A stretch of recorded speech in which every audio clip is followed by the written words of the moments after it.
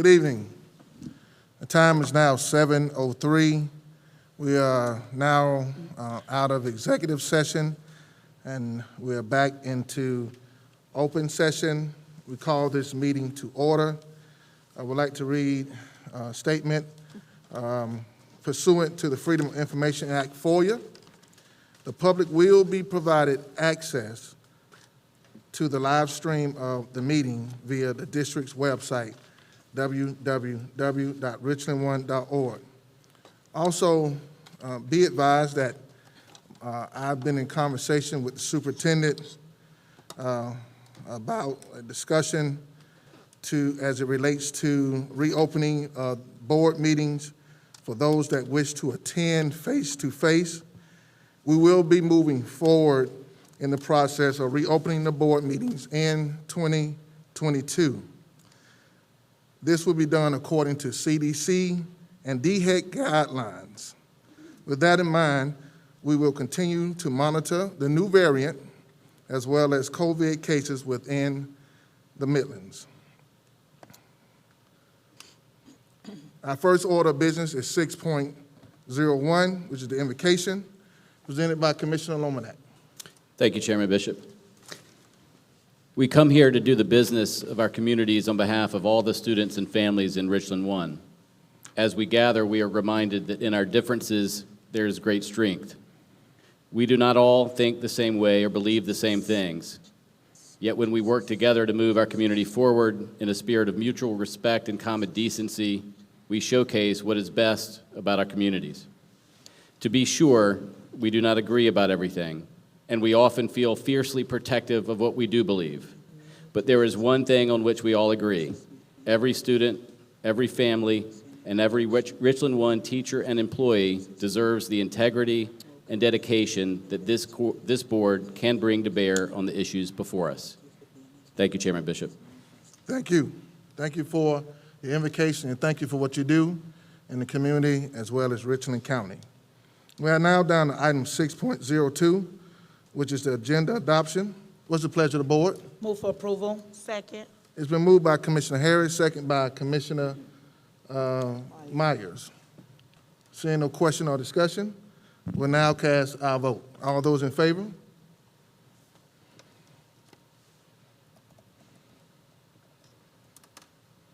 All those opposed?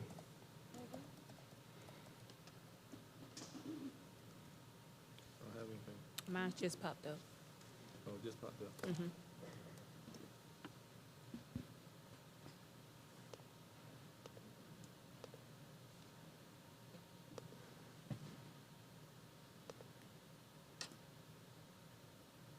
The ayes have it, 7-0 vote.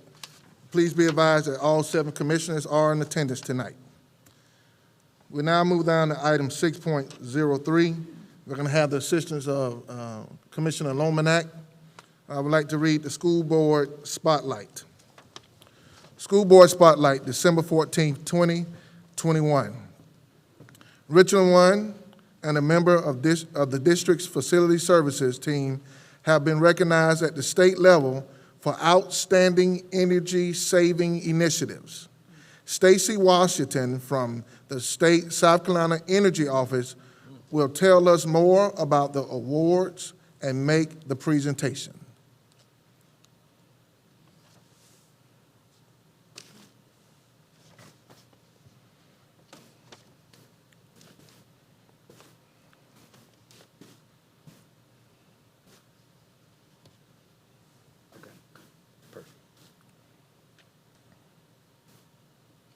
Good evening, Dr. Witherspoon, Board of Commissioners, and administration. Thank you so much for your time. My name is Justin Shutt. I'm with Schneider Electric. It is a pleasure to see you all again.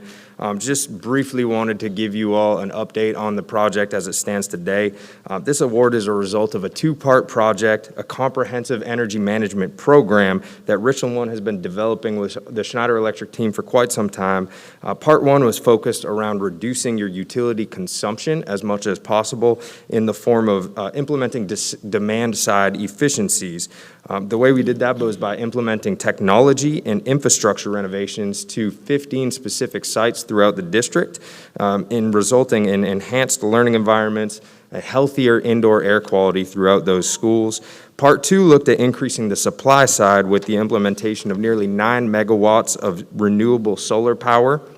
And that's going to be generated and harvested on site at each of these 15 locations, and also includes a robust STEM initiative. So the students will actually be able to participate in studying the process of energy generation to the plug of the actual school itself, creating a live learning lab for those students.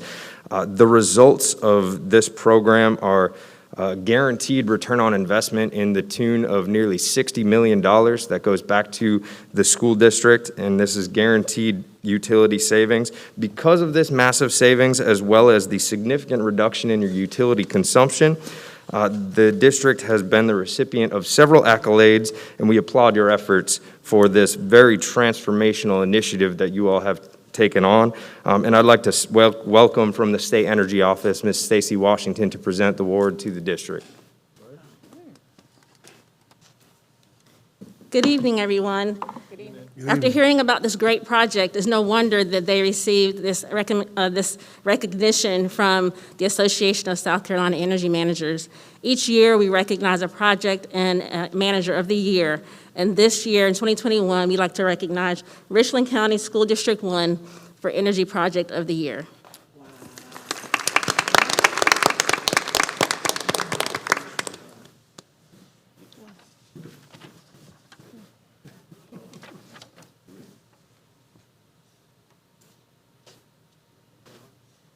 In addition to receiving the Energy Project of the Year, we'd also like to recognize, as the Association of South Carolina Energy Managers, Miles Hanley as Energy Manager of the Year.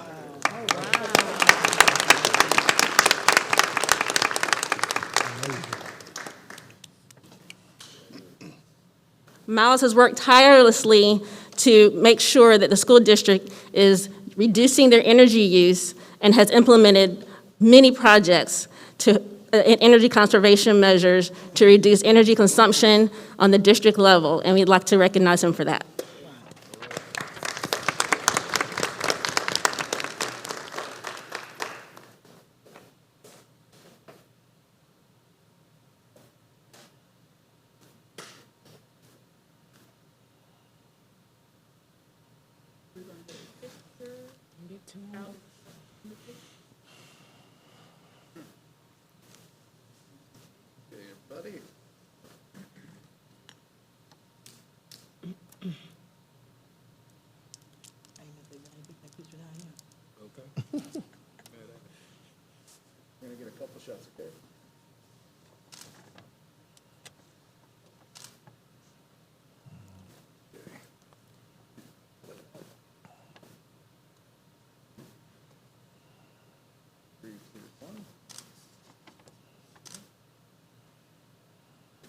Safety.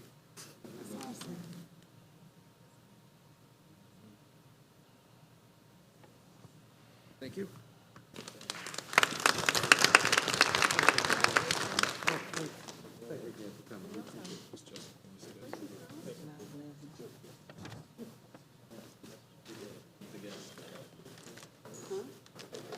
All right. We also want to take a moment, Dr. Witherspoon, if you mind staying there for 1 second, and Commissioner. 2 of the district's facility projects have been recognized at the national and state levels for excellence in design. Doug Quackenbush from Quackenbush Architects and Planners will tell us more about the awards and make the presentations. Great to be with you. This is the most exciting thing I get to do in my profession, which is to celebrate with our clients when we have projects that are recognized. It's just terribly exciting. So the 2 projects that we're recognizing tonight, I don't have a banner. I do have some certificates here we'll pull out in just a moment. But they are for Rosewood Elementary School, the Library Edition, and another award for the Hayward Career Center Edition. So these 2 projects were recognized by an organization that Raymond and Miles and I actually belong to. It's called the Association for Learning Environments, A4LE. It's a national organization with a very, very strong state chapter. The mission of this organization is very simple: improving the places where children learn. And it's multidisciplinary. This organization has designers, architects, engineers, facilities folks, product reps, all coming together to make our facilities better for children. And they, of course, put this awards program together to recognize the best of class, is the way they say it. So of the projects recognized at the state level, there were 9 of them. So 2 of the 9 are Richland 1 projects. We're terribly proud of that. So, yeah. And I want to recognize in particular my colleagues who made this very possible. This is absolutely a collaboration. Mr. Stewart, if you can stand, one-armed, was our project manager at Rosewood Elementary School. And Mr. Cooper, Tony Cooper, was our project manager at the Hayward Career Center. Excellent work. And of course, we all do this under the auspices of Mr. Raymond Perkins, who is a tremendous client representative for you. And I'm very, very thankful, Raymond, for the work that we've been doing together over many, many years. So just one more news flash. This actually was just announced about a week ago. We haven't even put our own press release out yet. But Hayward Career Center won the American Institute of Architects South Carolina Chapter Honor Award this year. Wow. The only honor award given. That's of every building eligible submitted by architects throughout the state. Wow. Great news. So anyway, thank you for this opportunity to share the news with you. Of course, you are the reason, the clients are the reason that we can win these awards. We do have these certificates. They're just not as impressive as the banner, Raymond. So if you told me I could have done a banner, sir. But these are copies that will be given to the school district to be displayed hopefully in the schools. So, Dr. Witherspoon, good to see you, sir. If I can have some help holding these.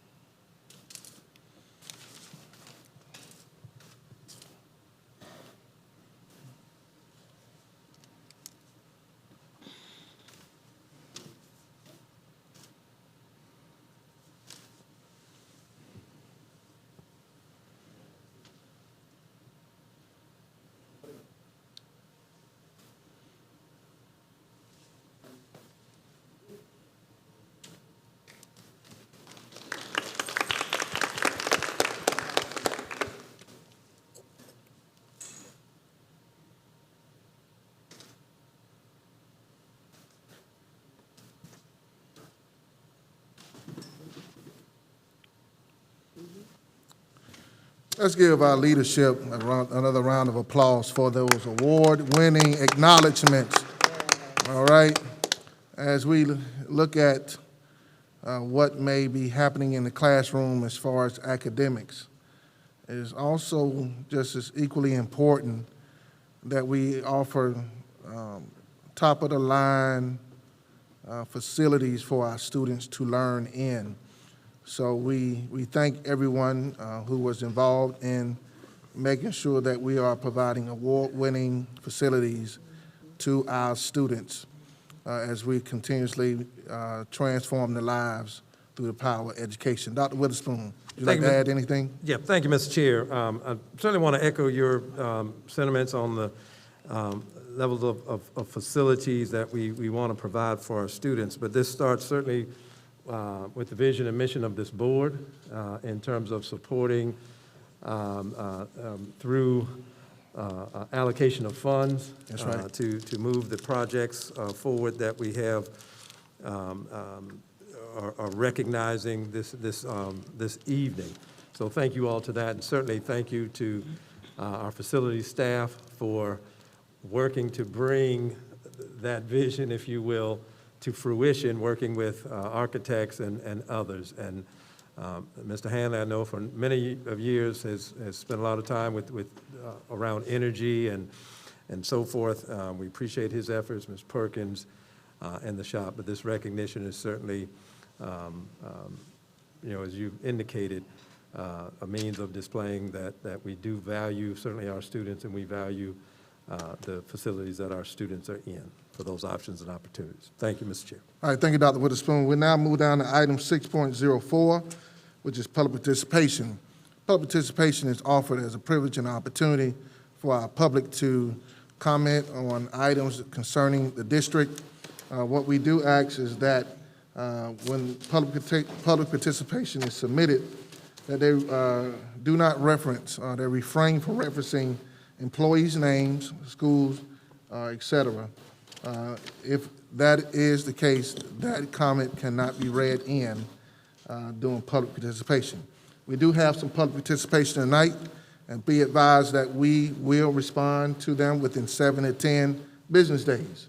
So at this time, I would like to get some assistance from our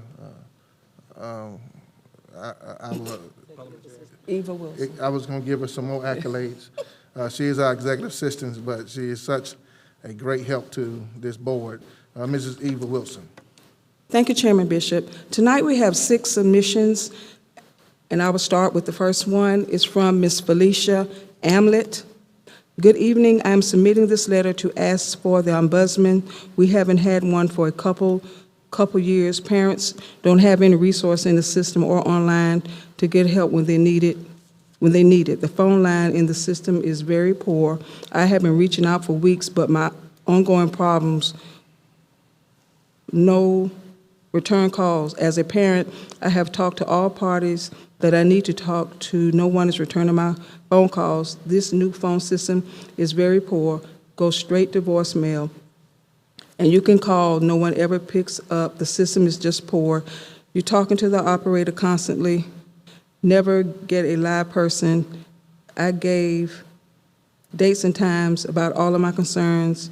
My kids wrote complaints that did not get looked into. The system is very poor, no communication, and still not satisfied after I received my letter with no look into any details about my concerns. The second one is from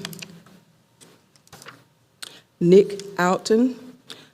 How does the board feel about the threats and violence displaying across our district, as well as some of the school administration's lack of transparency to district staff, parents, and community members? How do you plan to address these issues, i.e., protecting our students, educators, and staff? Is there anything that requires school administrators to communicate safety issues to the public?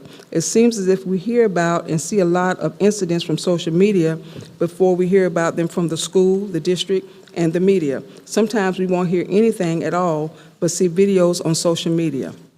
The third is Mary Pullman.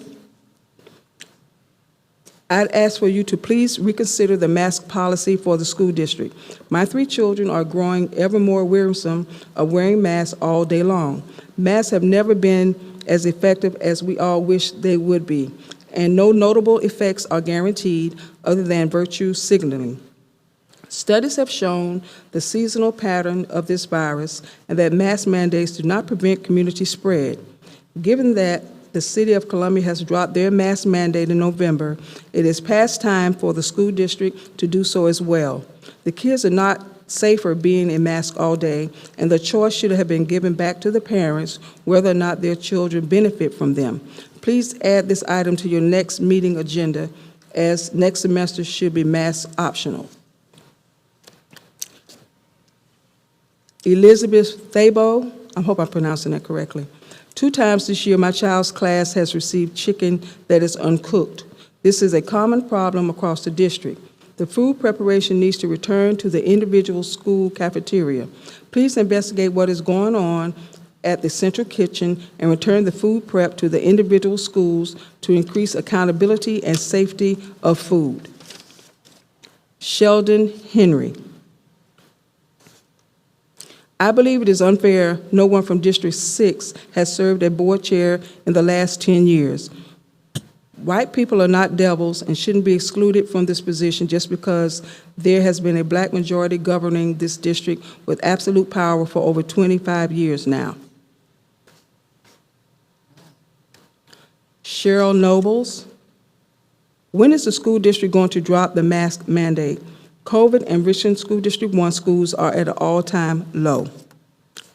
That concludes the participation portion, Chairman Bishop. Thank you, Mrs. Wilson, for reading those in. As stated before, we will respond to you within 7 to 10 business days. We'll now go to item 7, which is consent agenda. 7.1, contract extension, enterprise resource planning, ERP, software solution. This will be presented by Ms. Alton. At this time, Ms. Alton.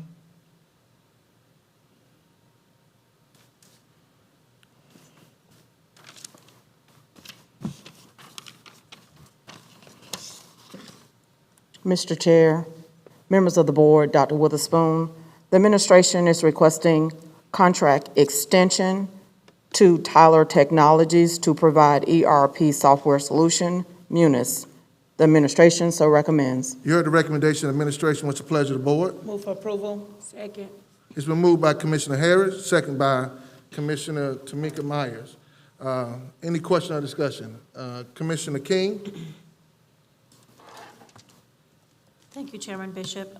Dr. Witherspoon, when we voted for the new ERP, one of the problems that we were trying to solve were the many different systems that were trying to communicate with one another, and that created a lot of errors, et cetera. And so when this ERP system was installed, it was as a hub, it was supposed to really reduce errors and streamline the processes, et cetera. The other issue that we used to have also was that we would pay an exorbitant amount of money for these softwares, yet not utilize some of the modules that would help automate some functions for us. So my question is, we're in the the 6th year of this. Are all these points that I just made, have they been addressed? And are we utilizing what we're paying for to its max capacity, and are we tracking the analytics and all of that? Ms. Matthews Hazel?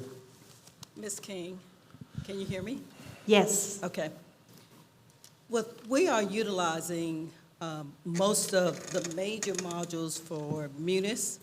Some of the newer ones that came on board that's listed here, those are ready for implementation. Once we had a chance to, during COVID, we had to, priorities took place and we didn't implement them as planned. For example, here we have vendor self-serve. That's one that came available last year. We'll make that available for our customers to contact us. E-procurement, that's another one that, a fairly small one that we'll make available that we can email various departments and external people about procurement issues. And employee expense have to do with travel module, that's in financial services. We have stopped majority of the travel, and we're now beginning to implement travel again due to COVID. So all of that is coming online in July 2022, but all the major modules are live and been live for a couple of years, particularly the new ones such as HR, application module. You asked a question on one module that wasn't efficient. We decided to abandon the Munis application and go to Frontline. You heard Dr. Long speak about that a couple of weeks ago, exactly how that works, the application module. And then that is interface that information to Munis through PSST, which is another company that works with us. So hopefully that answered your questions. Yeah, and especially that last part, that was one of the issues. I remember when Mr. Black was here and we did an emergency procurement on Frontline, et cetera. One of the points that he was raising was, all the interfaces that have to be put in so that two systems can work. So all of a sudden you have 3 vendors, and then everybody's pointing fingers when things are not working. One of the major issue that we've heard about was the interface between the hiring, the frontline, and then the people we hire don't get paid. So the interface with what do you call it, payroll? Is that all? I mean, does that work? Or is it still a manual process? It's not because of the interface. The interface is working like it should. One of the things that Dr. Long mentioned in his training is just in the orientation that we had for the board a couple of weeks ago is just making sure all of our employees understand how to use it. It is fairly new in the district. And once they learn, the system will become more and more efficient. So the interfaces are working as it should.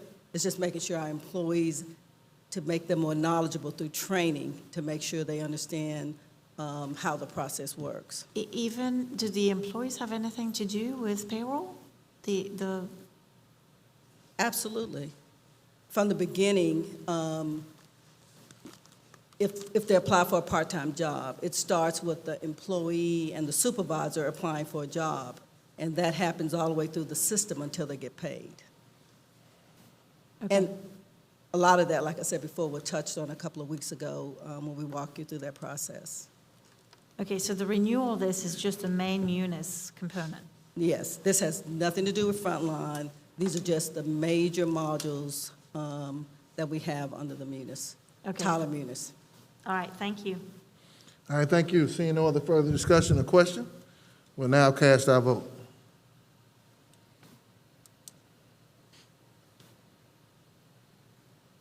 All those in favor? All those opposed?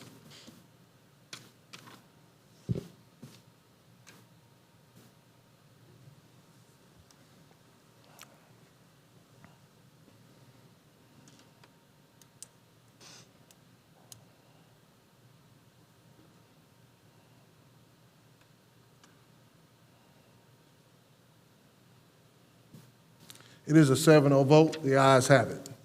We'll now go to item 8, Office of Operations. I'll be reading item 8.01 to 8.06 without no objection. We will be to pull one out and ask questions during discussion. 8.01, Contract Professional Development, Staff Training. 8.02, Contract Prepackaged Meals for Students. 8.03, Contract Cafeteria Furniture. 8.04, Contract Digital Learning Environment DLE Laptop Computers. 8.05, Contract New District School Bus. 8.06, Contract Construction Manager at-Risk Services for the Carver Lyon Elementary School Addition Phase 3. What's the pleasure of the board? Move for approval. Second. It's been moved by Commissioner Harris, second by Commissioner Myers. Question or discussion about any of these read-in items? Okay, Commissioner Lomanak. Well, I guess I'll go in order. I've got questions about the prepackaged meals. Okay, sure.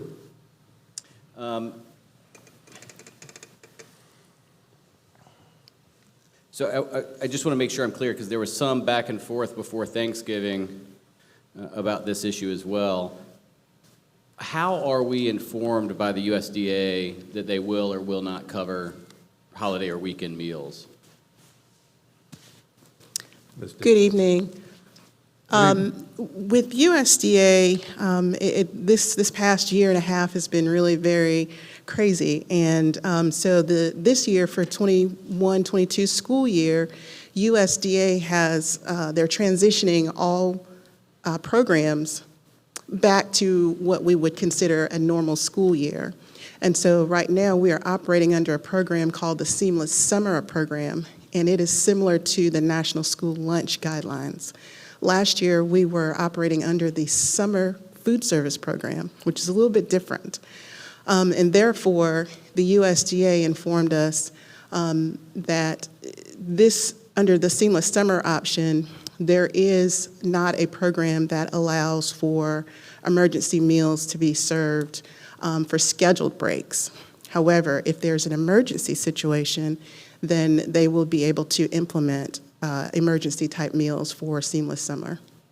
All right, and were we able to provide Thanksgiving meals like we are proposing to provide holiday meals during the winter break? We were not. Unfortunately, with a lot of the supply chain issues that many of us are experiencing, the vendors that we worked with were not all able to meet our guidelines or meet those criteria that we set forth. What we were planning to do was actually provide meals for 13,000 of our students.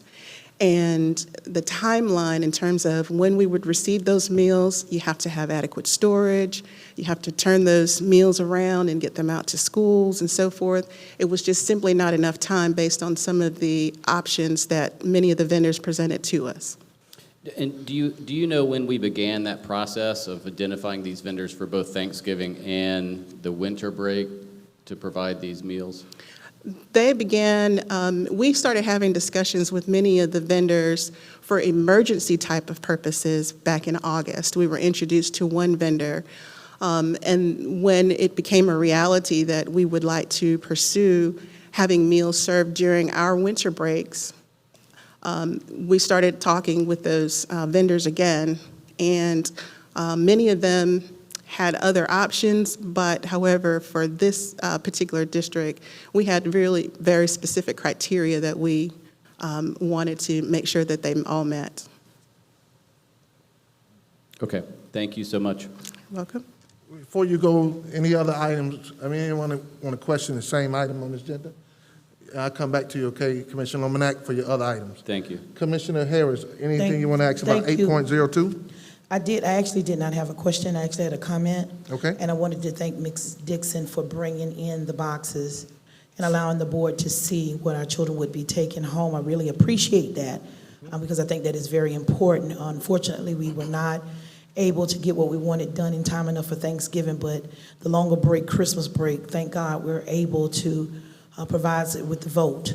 We'll be able to provide meals for our children during the holidays. One of the things that I think is quite burdensome to a board member is knowing during the breaks, the holidays, or what have you, we have children that don't eat because their source of nourishment and nutrition comes from the school district. So when we are not in session, it is good to know that meals are being provided for those children that need it. So I just wanted to thank you. I had a chance to go through the box. The box looks very good. And I'm just very appreciative as a board member to see the district taking the steps necessary to ensure that our children have food while they're out doing their Christmas break. Thank you, Mr. Chair. Any other questions about 8.02? Commissioner King? Hi, Ms. Dixon. Hello. I was looking at the box and I saw those, these like turkey sandwiches of some sort? The frozen box or the shelf-stable box? The frozen ones. They were cold, so I guess. Yes. No, they weren't sandwiches. Those are actual prepared meals. For example, one meal may be turkey and dressing, and it has vegetables as well that accompany those particular entrees. So when those are, when you distribute those, they're frozen? Yes. And do the families need to keep it frozen, or is there a temperature at which they have to maintain the food at least? Yeah, and there's some instructions as well on the box to maintain them frozen until they're ready to use them. And that's one of the other logistical things that we have to keep in mind when we're distributing those meals. So we are delivering them to schools just in time. For example, we have another shipment in the morning, and we will immediately turn those meals around to schools and secure them so that at dismissal, those meals are still frozen and they can dismiss with those meals. Okay. And what do you do with the leftover food that is not picked up by families?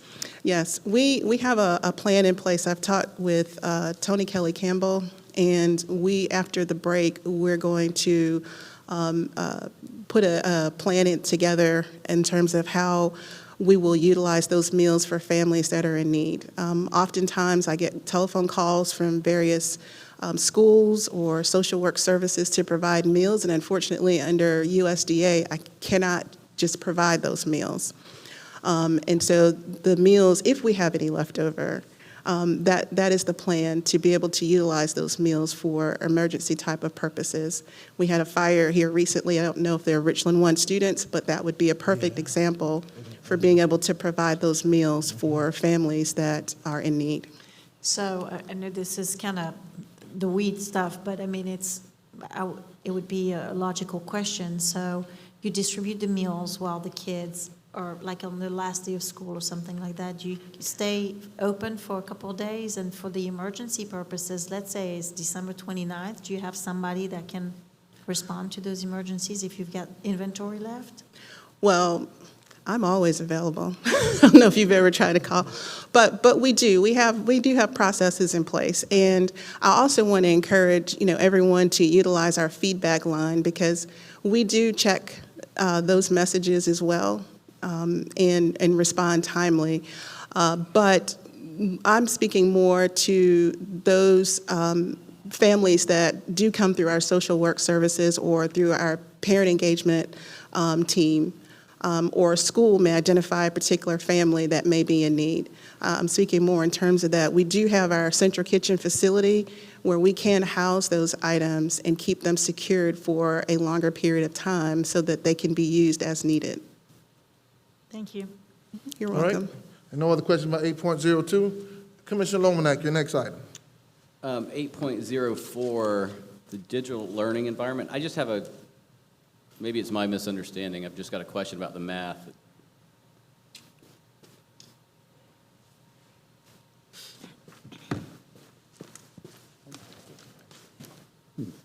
Yes, sir. Good evening. And again, this really might be my misunderstanding, but it really caught my attention. I was looking at the unit price for the 3rd and 6th grade. The Dell Latitude 3120 is $220-something per unit. And then I noticed the 3310 Dells were listed as almost $1,400.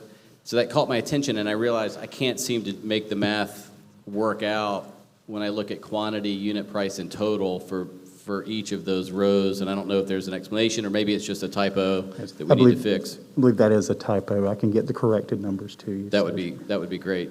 Okay. Thank you. Okay, any other questions about this said item? All right, Commissioner Lomanak, any other items you need to address? 8.07. No, we're not there yet. Okay, gotcha. Is that it for your? 8.04, yeah. Okay. Any other questions on any other items from any one of the commissioners? Commissioner King? I do. So I guess it's more like Dr. Witherspoon. On 806, so we're adding 18 classes. What's the school, how many kids do we have at Carver Lion right now? I don't have that particular number in front of me right now, but I know, and Mr. Perkins can come up, and also Dr. Hagwood has been working. Certainly, this is a part of what's going on with the language immersion program that's there, and where this configuration works. And through the program, there's the target language, and there's also an English, so there's some pairing up that gets to the number of classrooms and how that works. Mr. Perkins? Yes, sir. Good evening. Good evening. The number of classrooms that are being added is actually 12, not 18. And so that's based on the needs that was discussed and what they have in place. So we went through that process to get that. So, Mr. Perkins, do you, off the top of your head, do you remember what the attendance is right now at Carver Lion and the split between traditional and the immersion program? No, ma'am. I do not remember that or do not have that information in front of me, but we can certainly get that information to you. Okay, all right, thank you. All right, any other questions about the said item? If not, let us cast our vote. All those in favor? All those opposed?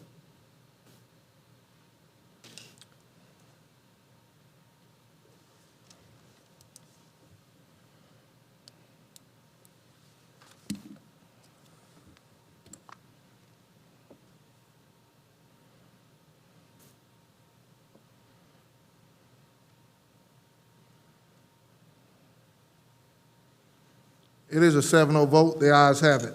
Item 8.07, retention payment for employees, presented by Mr. Ed Carlin and Dr. Long. Yes, Mr. Chair, members of the board, Dr. Witherspoon, the administration requests approval of retention payment for employees. As part of the employment retention strategy, the administration requests approval to provide a one-time retention payment of $1,000 net to all current full-time employees. Permanent part-time employees will receive a one-time retention of $500 net. In order to be eligible to receive the retention payment, employees must be employed with the district on or before December 6, 2021, to receive the December 17, 2021 payment. Long-term subs are included. One half the payment will be issued on December 17, 2021, and the other half will be issued on or before May 31st, 2022. Employees must be employed on or before May 23rd, 2022 to receive the May 31st payment. The administration is requesting reallocation of a portion of the fiscal year 2021 general fund balance. The estimated amount of this request is $6 million. The administration so recommends. You heard the recommendation of the administration. What's the pleasure of the board? Move for approval. Second. Been moved by Commissioner Myers, second by Commissioner Harris. Question or discussion? Think, Commissioner Lomanak, you had a question already? Yes. I was just wondering, I realize this is part of our retention plan. Along the similar lines, I'm wondering if we're also looking at the difference between our salary schedules and neighboring districts. For example, Lexington 1, for a teacher with a number of years of experience, they will get $10,000 more than our current salary schedule. So I'm wondering if we're also taking a look at seeing if we can start to match the salary schedules in addition to things like the retention bonus. Dr. Long?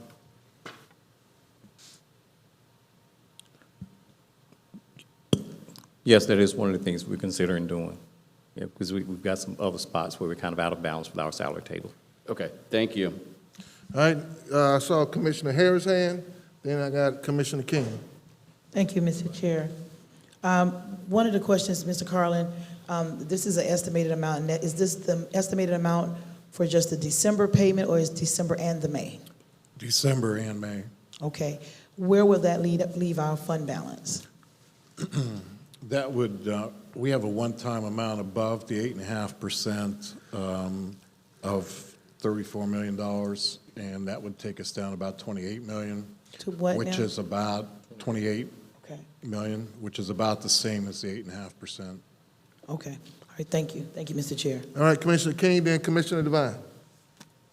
Thank you. So I had to reread this.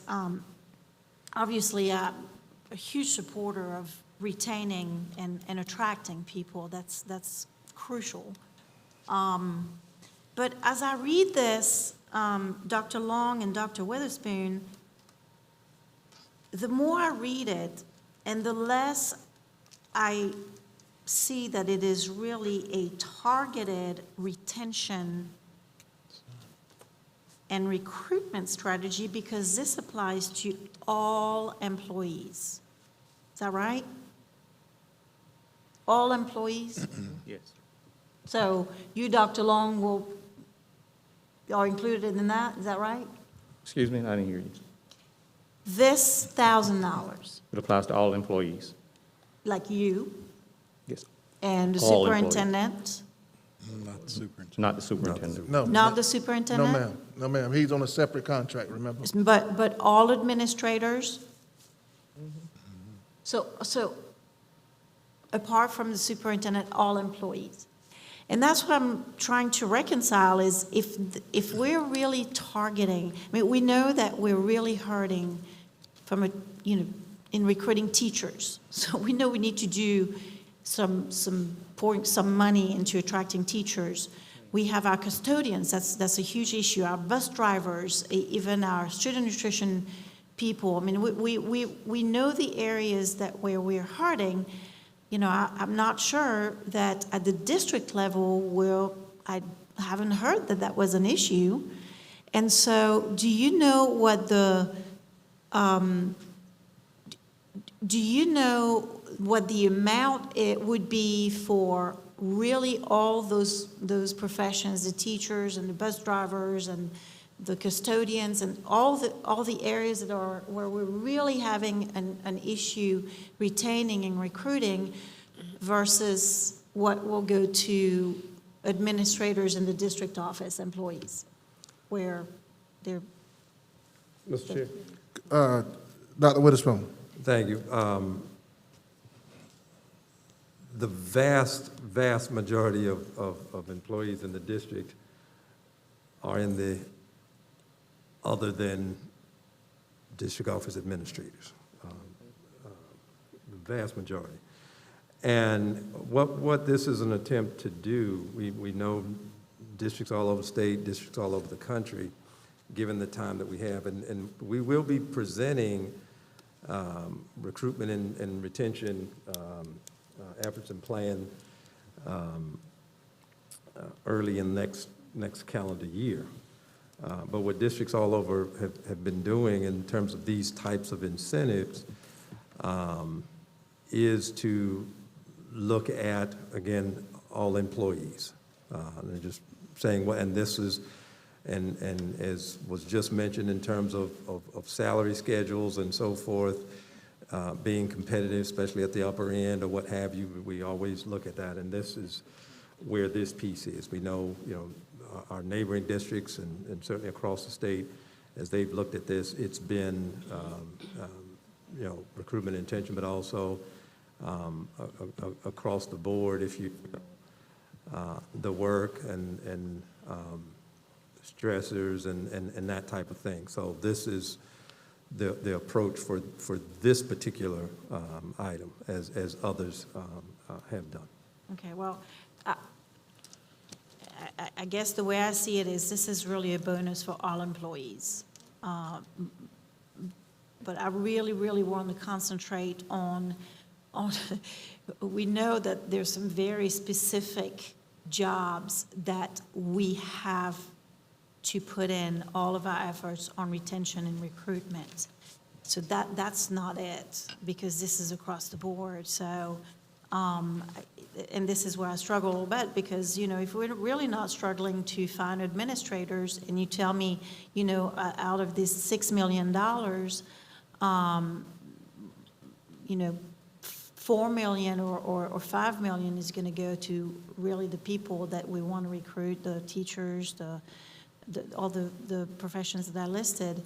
But, $1 million is going into the district office. I'm thinking, well, maybe who could use that $1 million to really recruit the other guys that we really need to attract and retain. So anyway, that is just food for thought. Thank you. All right, Commissioner Devine. Thank you, Chairman Bishop. Point of clarification, is this a retention bonus or a reclamation, recruitment? Mr. Carlin, or Dr. Witherspoon? Yes. Is this retention or? Yeah, Commissioner Devine, we would certainly look at it both ways. If we have, again, neighboring districts and folks that are doing this, or if you will, and we don't, or not competitive in that and the like, that could very well be a retention issue. It could be very well be a recruitment issue. Depends on how you look at it. All right, but your statement says it's retention payment for employees.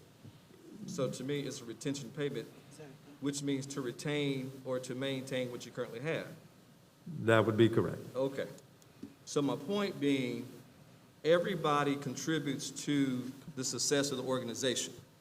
So if everybody contributes to the success of the organization, you want to maintain what you have to continue for the next school term, knowing that you will at least maintain where you have. We know some folk will leave for various reasons. That's okay.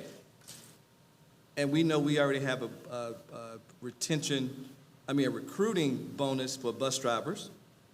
I think you all have recruiting apparatus or mechanism for others that want to come to our district, like early recruitment with some of our teachers. We have some of those bonuses. Some of those that are coming to us early. So this is, to me, a retention to maintain. This, to me, inspires employee morale to say that everybody contributed to the organization to maintain what they have and to keep us where we are going with the goal set from this board down to our one employee, the superintendent, who then sets it to appropriate staff at the cabinet level, who takes it then to the EDs and take it on down, so forth and so on. So again, I see it as a retention, which means to maintain or to continue to have what you have in order to make sure that everybody contributes to the organization. So my question to this administration is, why break it into two when we could do it at one time? We could break it in, we could pay it in one time. We felt that a lot of the staff, not all, but most of the staff would appreciate getting some before winter break. And then we wanted to pay the rest of it at the end of the year. Okay, all right, very good, and I'm fine with that. And Ms. Harris had my other question in regards to the total dollar amount, so thank you for that. Mr. Chairman, I'll yield my time back. All right, any other comments, questions? Okay, Commissioner Clyburn.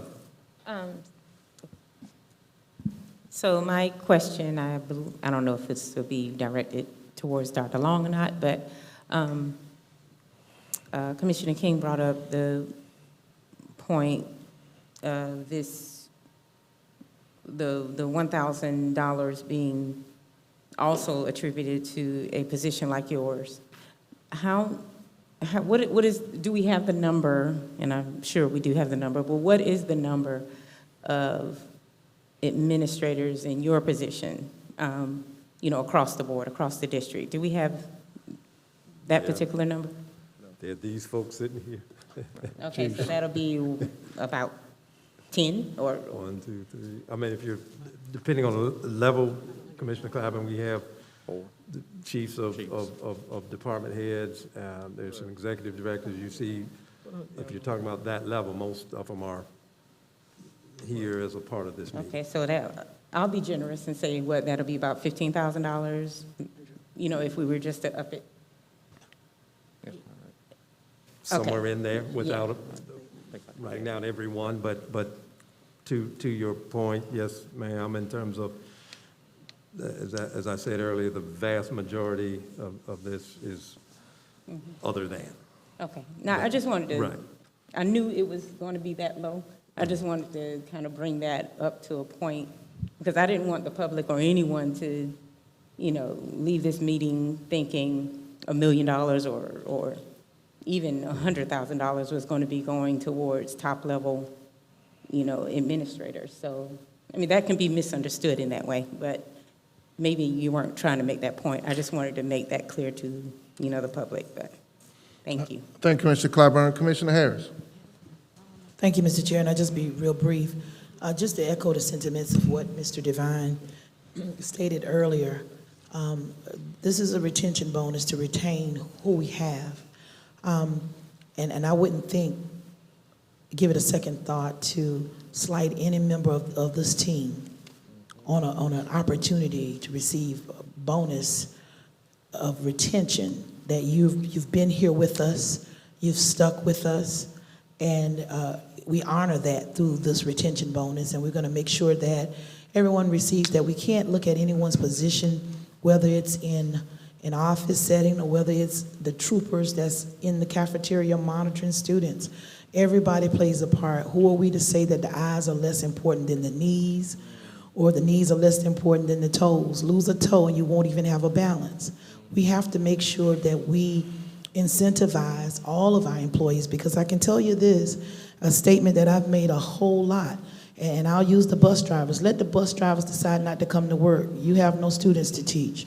Well, let the top level administration don't come in and do the due diligence that has to happen as the brain trust of the district, and it can collapse the district. So we have to find value in everybody's role in this district. Even though we may slight folk in their positions, they are very important.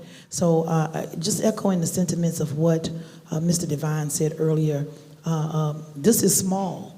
We wish it could be bigger than this because it's deserving. We're operating in a pandemic, and I think sometimes we forget that. But you know, I can't put value or price tag on hard work, and I appreciate Richland One and all that they've done to navigate us through these mucky waters that we've had to navigate through over the past 22 months. So just wanted to share that comment, Mr. Chair, because I think it's important that our Richland One family don't feel like we don't think they're worthy of this bonus because of where they sit. All are part. All are part. You might not be the brains, you may just be the eyes, but you're still a part of this team. Thank you, Mr. Chair. All right, thank you for the comments. I have one question. And prayerfully, can everyone hear me? Prayerfully, this is not an issue. However, you're saying that the distribution will be on December 21st, correct? 17. 17. If someone does not get their bonus, who do they contact? The chair. Because the chair? The way my bank account is set up, it may not be the one. But yes, who do they contact? Because, you know, they will reach out to the Board of Commissioners. Supervisor, director, or myself. They will, say that again because the mic went out. They can contact the payroll supervisor, director, or myself. Is that a number or email? We can put in We the will letter include that we in sent the- out, in it the could be in the information. email or a phone number. We do have the payroll number published. All right, please be advised that you have been advised who to contact just in case you don't get your payment, all right? Your retention payment. Thank you so much. I think we're now ready to go for the vote. All right, let us vote. All those in favor? All those opposed?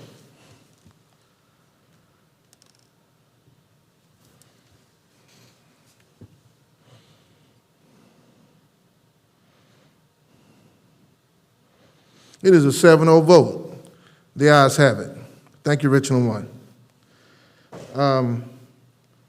We're now down to item 9, Office of Human Resources. We're at 9.01, Administrative Hire. Dr. Long. Mr. Chair, Board of Commissioners, and Dr. Witherspoon, good evening. The administration recommends hiring James Edward Brown to the position of Director of Safety, Security, and Emergency Services. The administration so recommends. You heard the recommendation of the administration. What's the pleasure of the board? Move for approval. Second. Been moved by Commissioner Meyer, second by Commissioner Devine. Question or discussion? Commissioner Lomanak. Thank you, Chairman Bishop.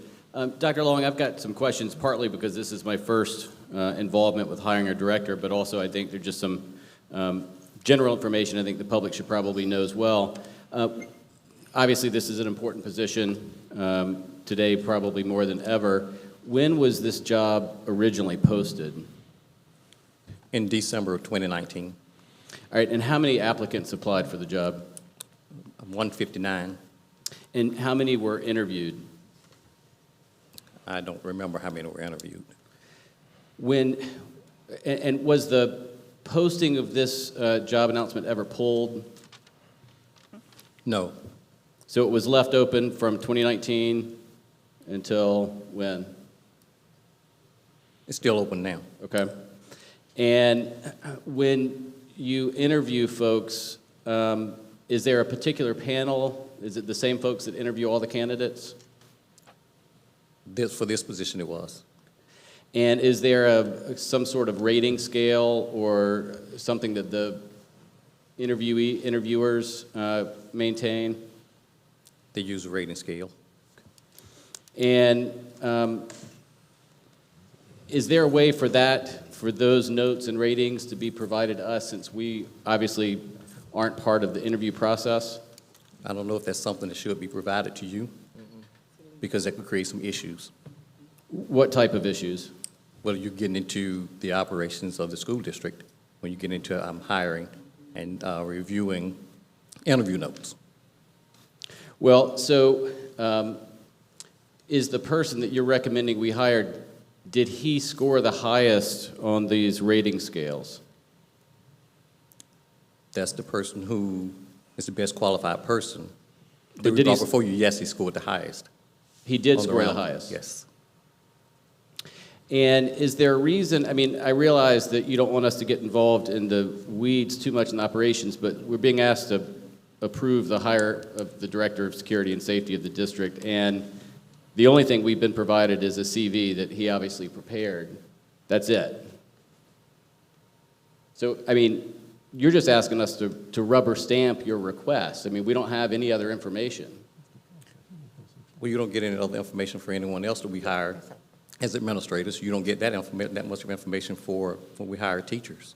Well, do we have panel interviews with notes and rating scales for teachers?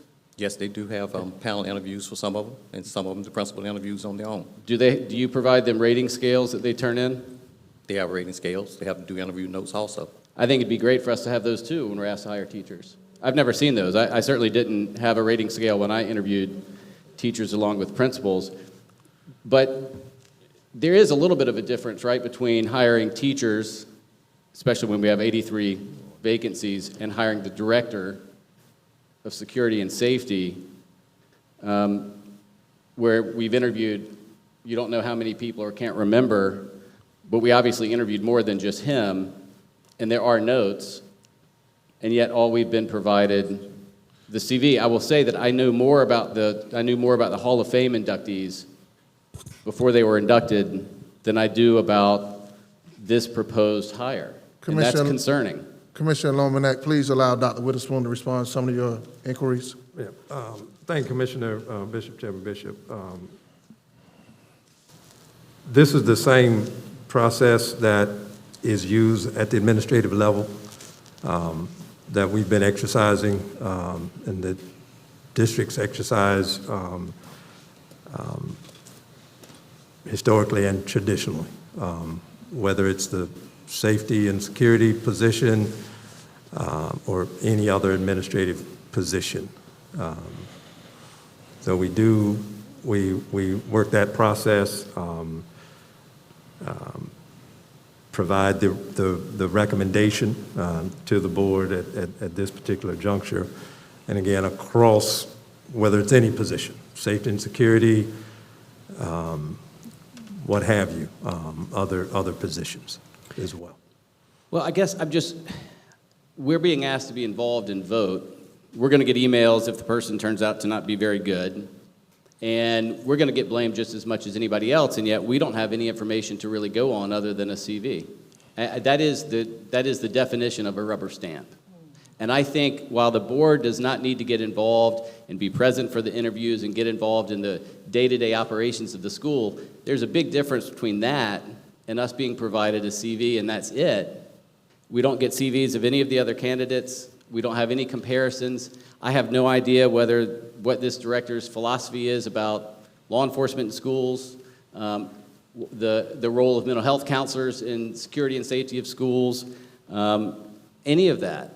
And that's a little bit disconcerting because it really does place us in the position of literally being a rubber stamp. And I think the board is more than just that, even though we aren't the day-to-day administrators.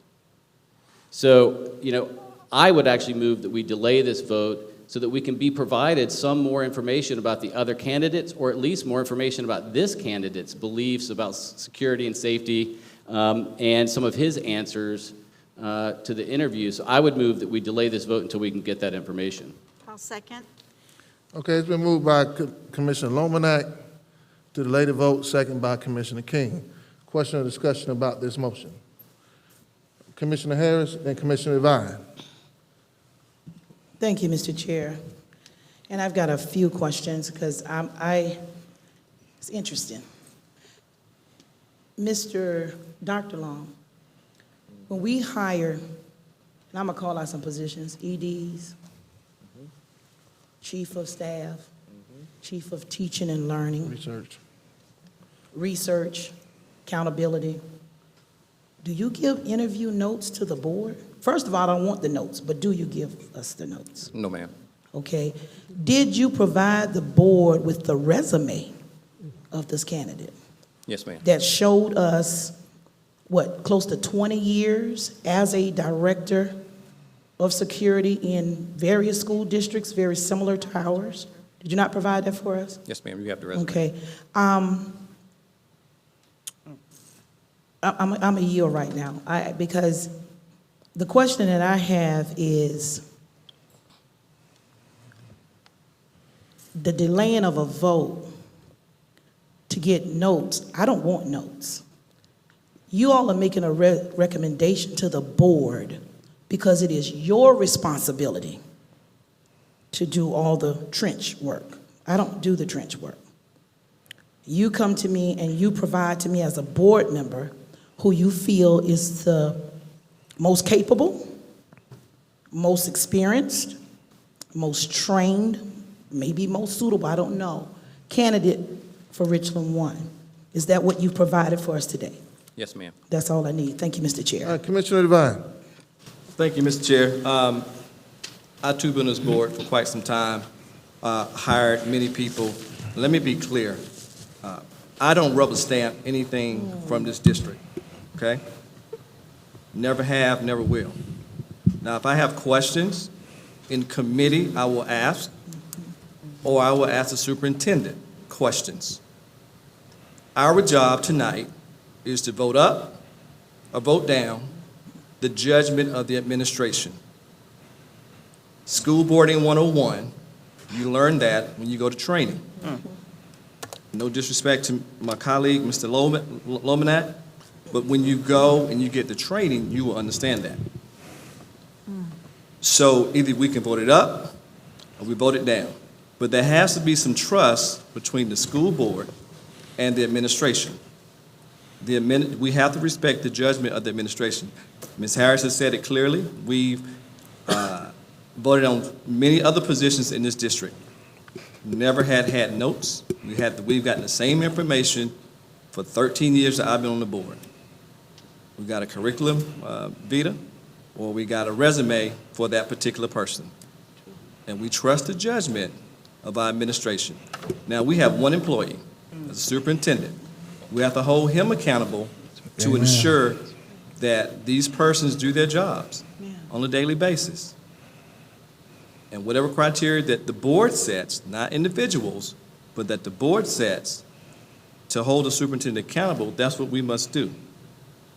Every position that comes here is important to the school district. It's a value judgment. We've used this process time and time again. Nothing has changed over the 13 years that I've been here. And we must respect the judgment of the administration, who we then hold accountable to what happens within the school district. Again, we have to be careful not to undermine employee morale, to say that one position is higher than the next position. And to leave this position vacant is definitely a mistrust, in my opinion, of this board. Let me reiterate again. I don't rubber stamp anything from this administration. With that, Mr. Chairman, I yield. All right, Commissioner Devine, any other comments? Commissioner Clyburn. So Commissioner Devine actually touched on what I was going to bring up about us having one employee who we evaluate. We take notes and we review those notes and, grade him, accordingly. And we vote to hire him or fire him. So the appropriateness of what's being suggested, I think, is highly inappropriate. But I have a question about process. And maybe this is a question for, some other people that have been here way longer than I have and been through way more training. But as far as board responsibility, neighboring districts across the state, districts in other states. I'm not aware of any process where we get in those kinds of weeds, or you cherry pick one position and say, we want to review notes or, review the grading scale for. Is that something that is proper or has been done in any other neighboring district? Or, I would be more concerned with being sued. Some kind of legal jeopardy that we could put ourselves in by either, showing some kind of favoritism or unfavoritism. I don't even know if that's a word, but I'm just saying, it could be highly inappropriate to do something like that, especially when it may be unprecedented to even do. So that would be my concern. Another concern of mine is if the 7 of us start to delve into those kinds of issues, would we may possibly be looked at as, maybe we have someone that we want to be in that position? Or because I don't know this person personally. I got to know, some things about him, in the last few weeks, but I don't know him personally. But can we be looked at as saying, oh, we want to, pick this particular position out because what? Do we know someone that we would prefer to see in that position? So I'm totally, highly against that, but just because of the perception. Thank you. All right, Commissioner Clyburn, any other comments? You haven't spoken yet, right, Ms. King? Ms. King, then I want to say something. There's only one director of safety, security, and emergency management. The current one has been in this position for a really, really long time. This position is a high visibility from the public. I totally agree with Mr. Larmanack in saying that we need to know more about the candidate. We have very little, and this is not a person who was in a director position. He was an employee. I have concerns based on the resume that I've seen. It is totally fair to express concerns, and I also personally have concerns about the process. And so I don't think that asking for the rating scales is inappropriate at all. Those are public documents. They can be FOIA'd, okay? So it doesn't give somebody a social security number or anything like that. We are a government agency, okay? So school board members should have access to just about anything they want. I mean, case law just proves it time and time again. I think it's unreasonable. It's not getting into the weeds. This is a really important position. And if somebody tells me, why did you vote yes or why did you vote no, I'll be able to say. There is very little information on this, and just to keep it open for another couple of weeks until we come back, I mean, it's been open since December of 2019. Come on. I mean, I would have thought that it would have been already filled. So anyway, those are my comments. Thank you. Commissioner King, you're spot on with one particular objective evaluation of this process I want to ask again. Dr. Long, this position has been open since when? Since 2019. All right, so 2019, 2020, we're in 2021. So are you telling everyone in here and the public that you all have been interviewing and searching for 3 calendar years? It's actually been 2. Excuse me? 2 years. Okay, 2 years. Yes. So this wasn't a knee-jerk reaction, this overnight No. decision? No, sir. You all have pretty much interviewed a number of people who applied, which I see objectively, you said 159 people applied. Yes, sir. I'm going to pause right there. I think I got Commissioner Lomanak, and then I got Commissioner Harris. Thank you, Chairman Devine. I do want to note one thing, because I think there was an incorrect statement made a minute ago. This individual has been a director for less than 2 years and has no prior director experience at any school district.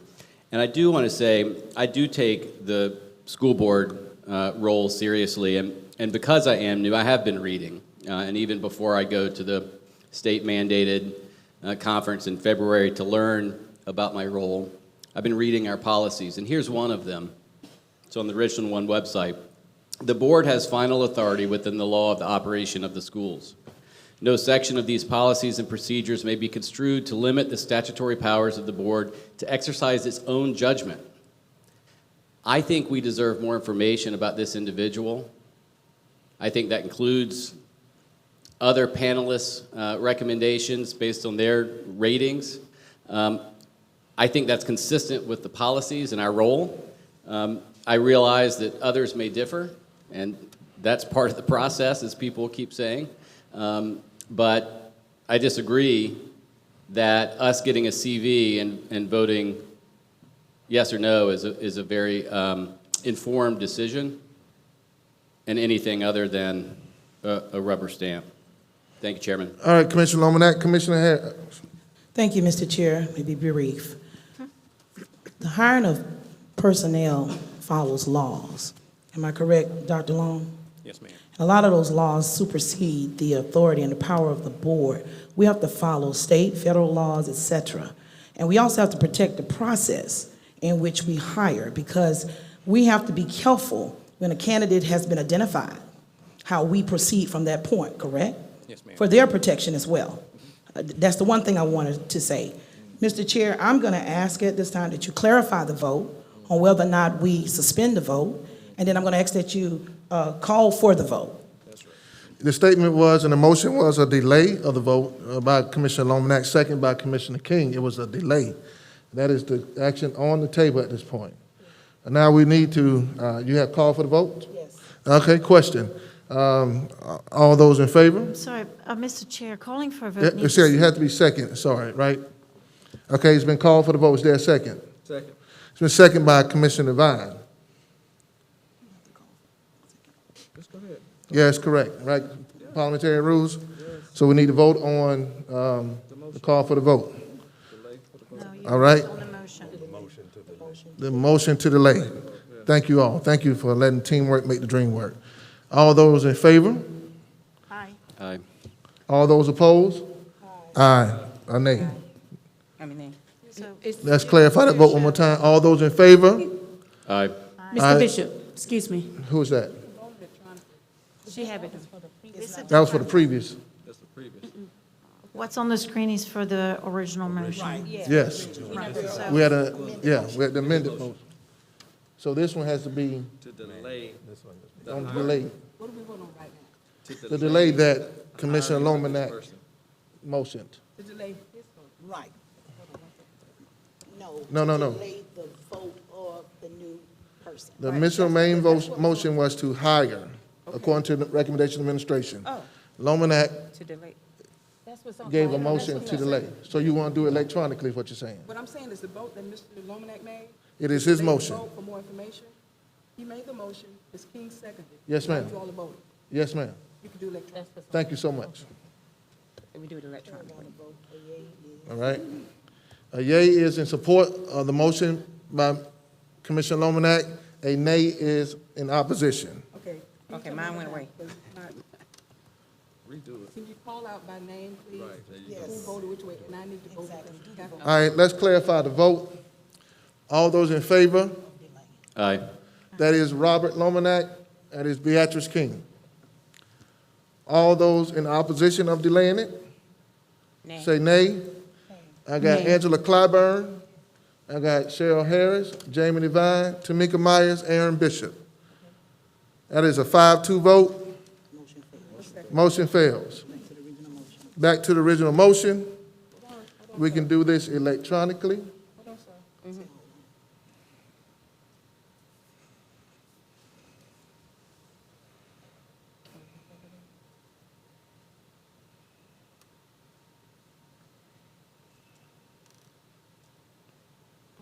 Now you're going to the motion, the original motion? Yes, ma'am. Okay.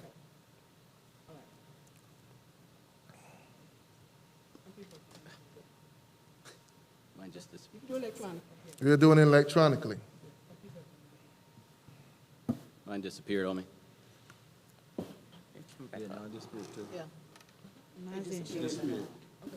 if you all would vote by, call out the names All right? and hands, I'll do it electronically here, and then you can call out the vote as I tell you. Thank you for your hard work and dedication, Ms. Wilson. All those in favor, say aye. Aye. Let me clarify that vote.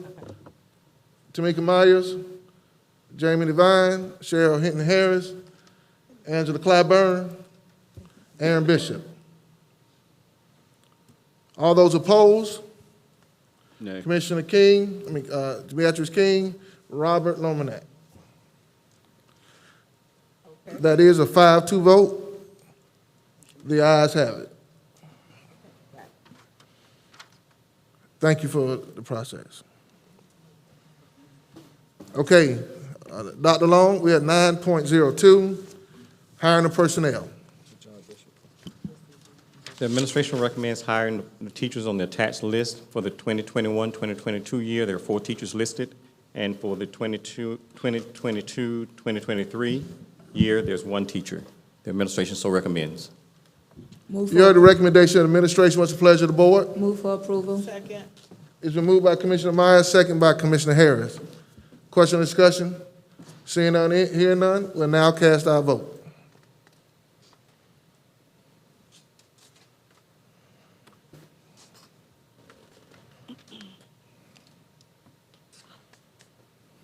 Oh, got it. Got it.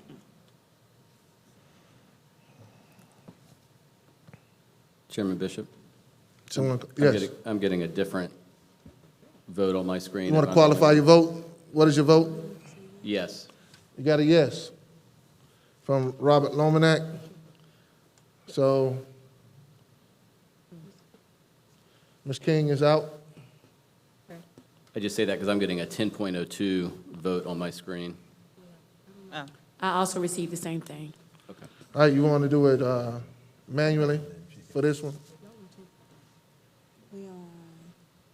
9.02. We're at 9.02.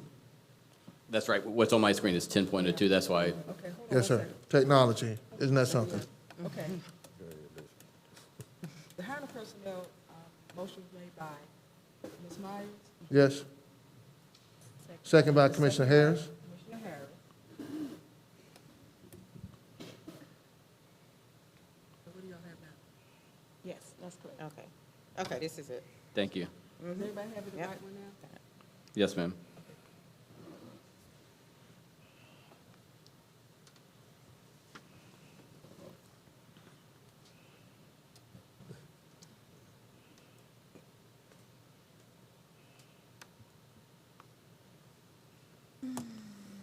Yes.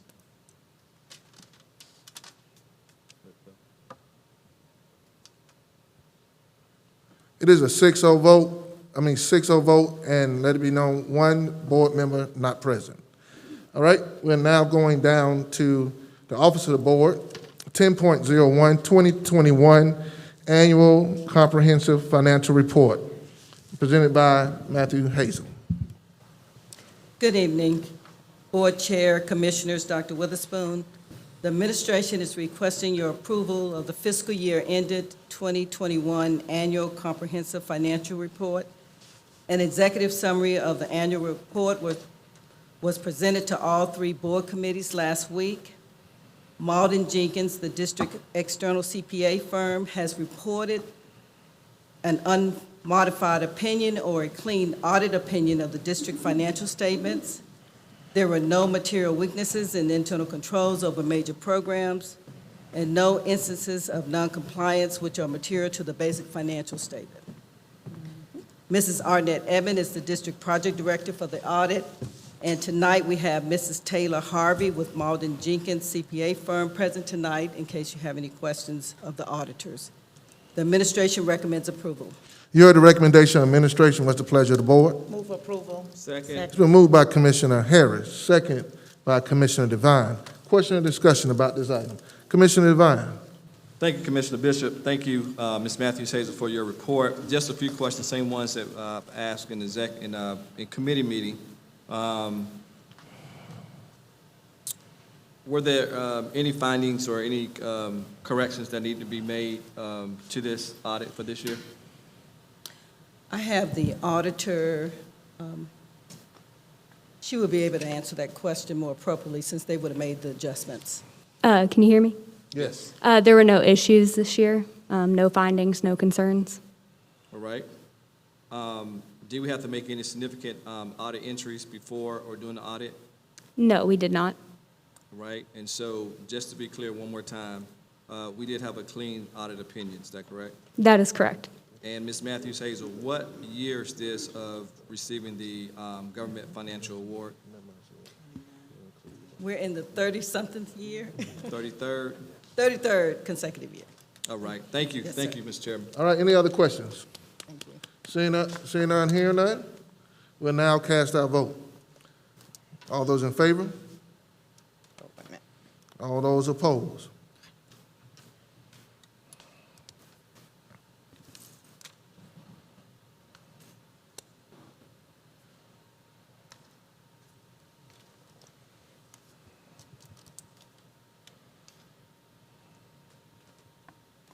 It is a 7-0 vote. The ayes have it. We're now to item 10.02, request to hear student appeal. Dr. Smalls. Chairman Bishop, Board of Commissioners, Dr. Witherspoon, the administration is requesting an appeal to be granted for the initials MM on the behalf of the initials WC. The administration so recommends. You heard the recommendation of the administration. What's the pleasure of the board? Move for approval. Second. It's been moved by Commissioner Harris, second by Commissioner Clyburn. Oh, that was Commissioner Myers? Okay, it was moved by Commissioner Myers, second by Commissioner Clyburn. All right, question or discussion? Seeing none, hearing none. Let us cast our vote.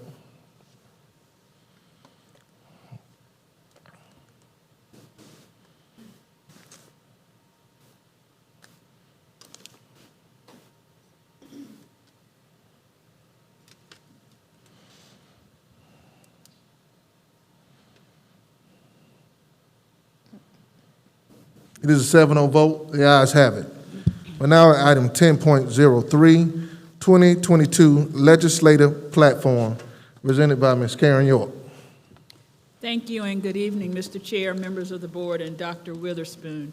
Each year, the district develops a legislative platform that includes position statements on key education-related issues that have or could have an impact on Richland One. Tonight, we are presenting our 2022 legislative platform for adoption, and this item was taken to all 3 board committees for review and discussion. And I'll note that one change was made since those board committee meetings, and that is under education funding. We changed the position on state funding for teacher salaries to reflect our belief that teacher salaries should meet or exceed the Southeastern average, not just be competitive with surrounding states. So, Mr. Chair, the administration recommends approval of our 2022 legislative platform. The administration so recommends. You heard the recommendation of the administration. What's the pleasure of the board? Move for approval. Second. It's been moved by Commissioner Harris, second by Commissioner Devine. Question or discussion? Seeing none, hearing none. Excuse me, Commissioner Devine? Yes, sir, thank you.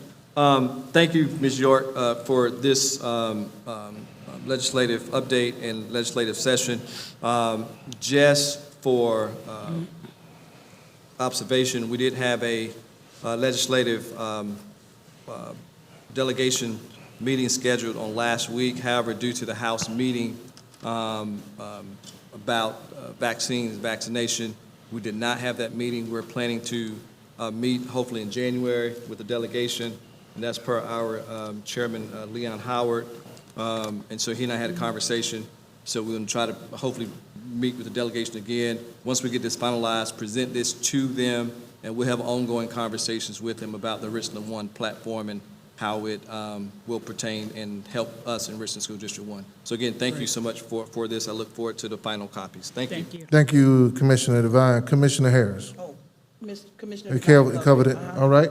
No further discussion? Okay, Commissioner Lomanak. Just one question. I asked about this at the committee hearing as well. Under the heading Education Funding, there's a paragraph about the, quote, new funding bill. And I just want to, it's a pretty scary paragraph because it involves a loss of a lot of money, but I just wanted to make clear, or correct me if I'm wrong, there is not a pending funding bill before the legislature that would result in a $75 million loss for us. Is that right? Out there, I think it was 2 years ago, and in anticipation that it could come back, we just want to, state the fact that that particular bill would not suit us very well.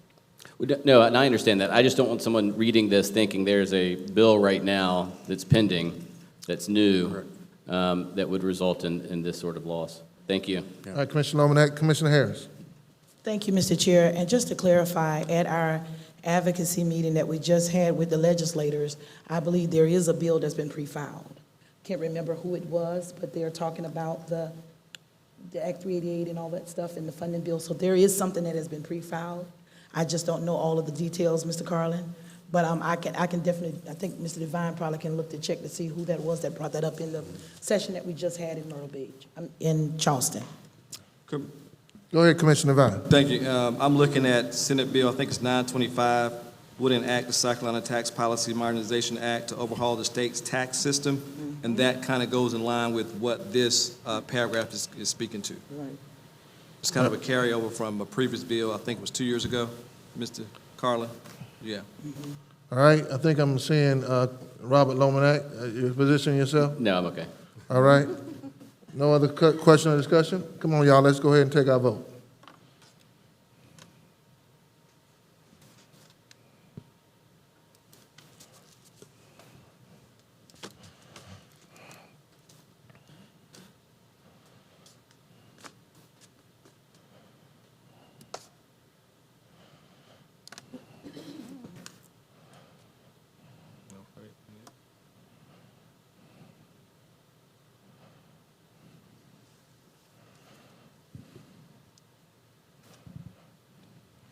It is a 7-0 vote. The ayes have it. The next three items we'll take independent of each other. But before I read the items, I just want to let everyone know this is a very democratic process. We can't undermine democracy as a board of commissioners. When we think about the evaluation of who we elect as a board, that evaluation is according to a person's perspective of someone's leadership, as well as their board relationships, internally, externally. So therefore, as we look at this process that happens annually, we want to definitely consider this a fair process that we take very seriously, because the people that we select in these leadership positions will represent not only this board, but also Richland One.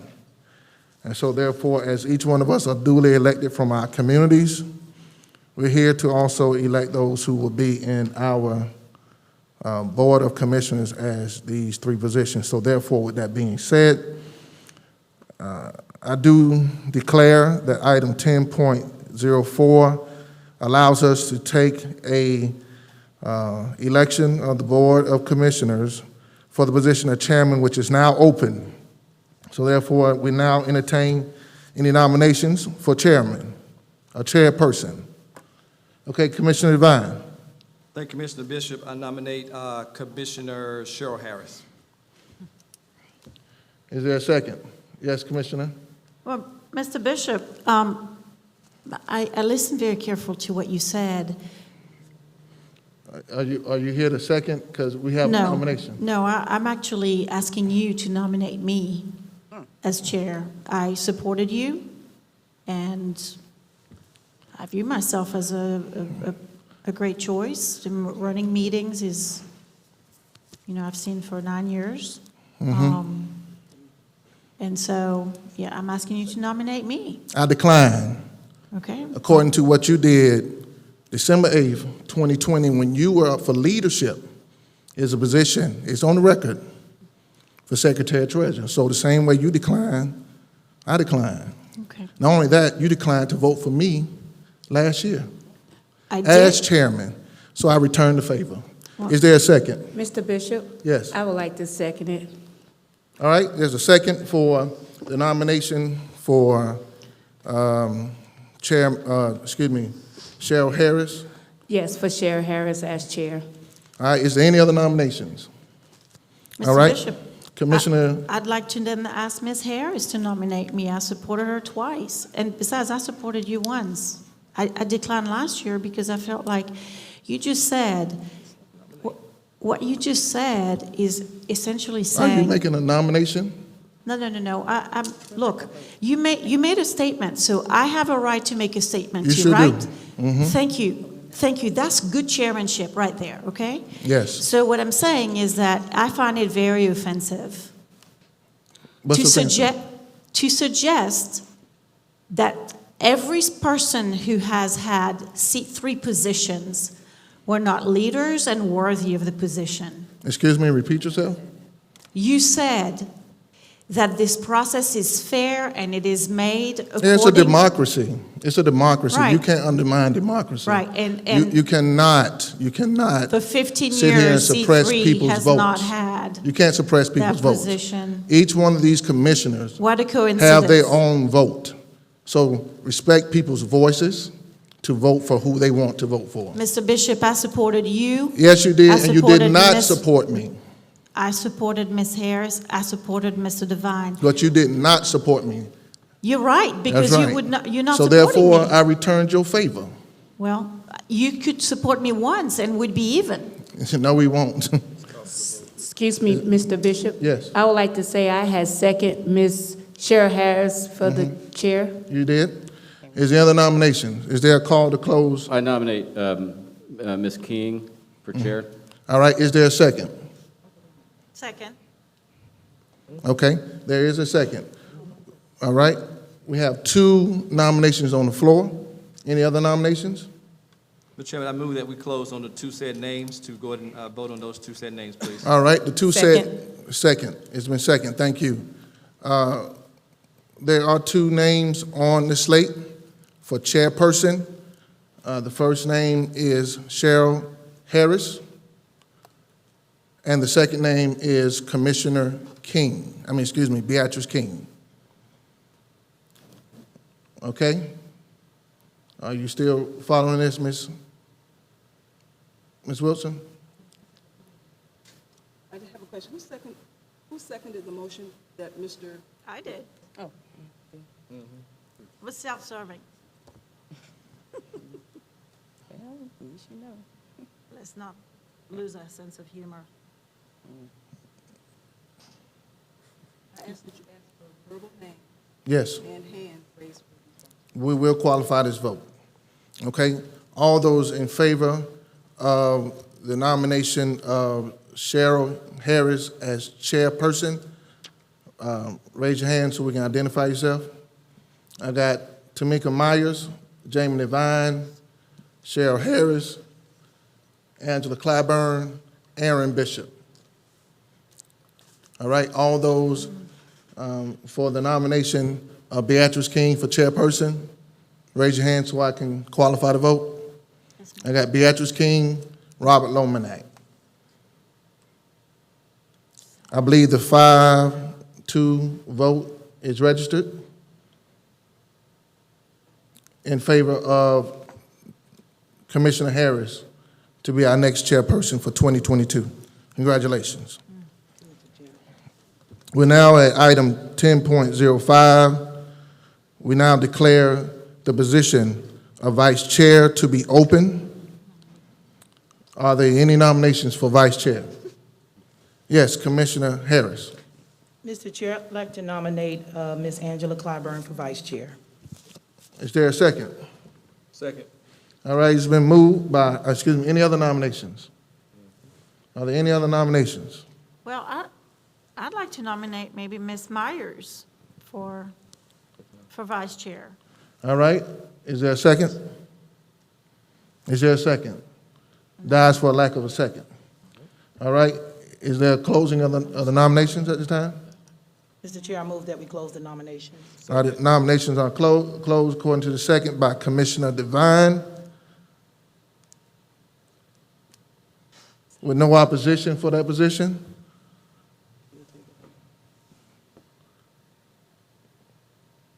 Congratulations. We had never, no opposition, so it is a 7-0 vote. No. It's not a 7-0 vote? Just vote. Still take the vote? Okay, all those in favor for Commissioner Clyburn, let's qualify the vote. Raise your hand. Commissioner Myers, Tamika Myers, Jamie Devine, Cheryl Harris, Angela Clyburn, Beatrice King, Robert Lomanak, Aaron Bishop. 7-0 vote.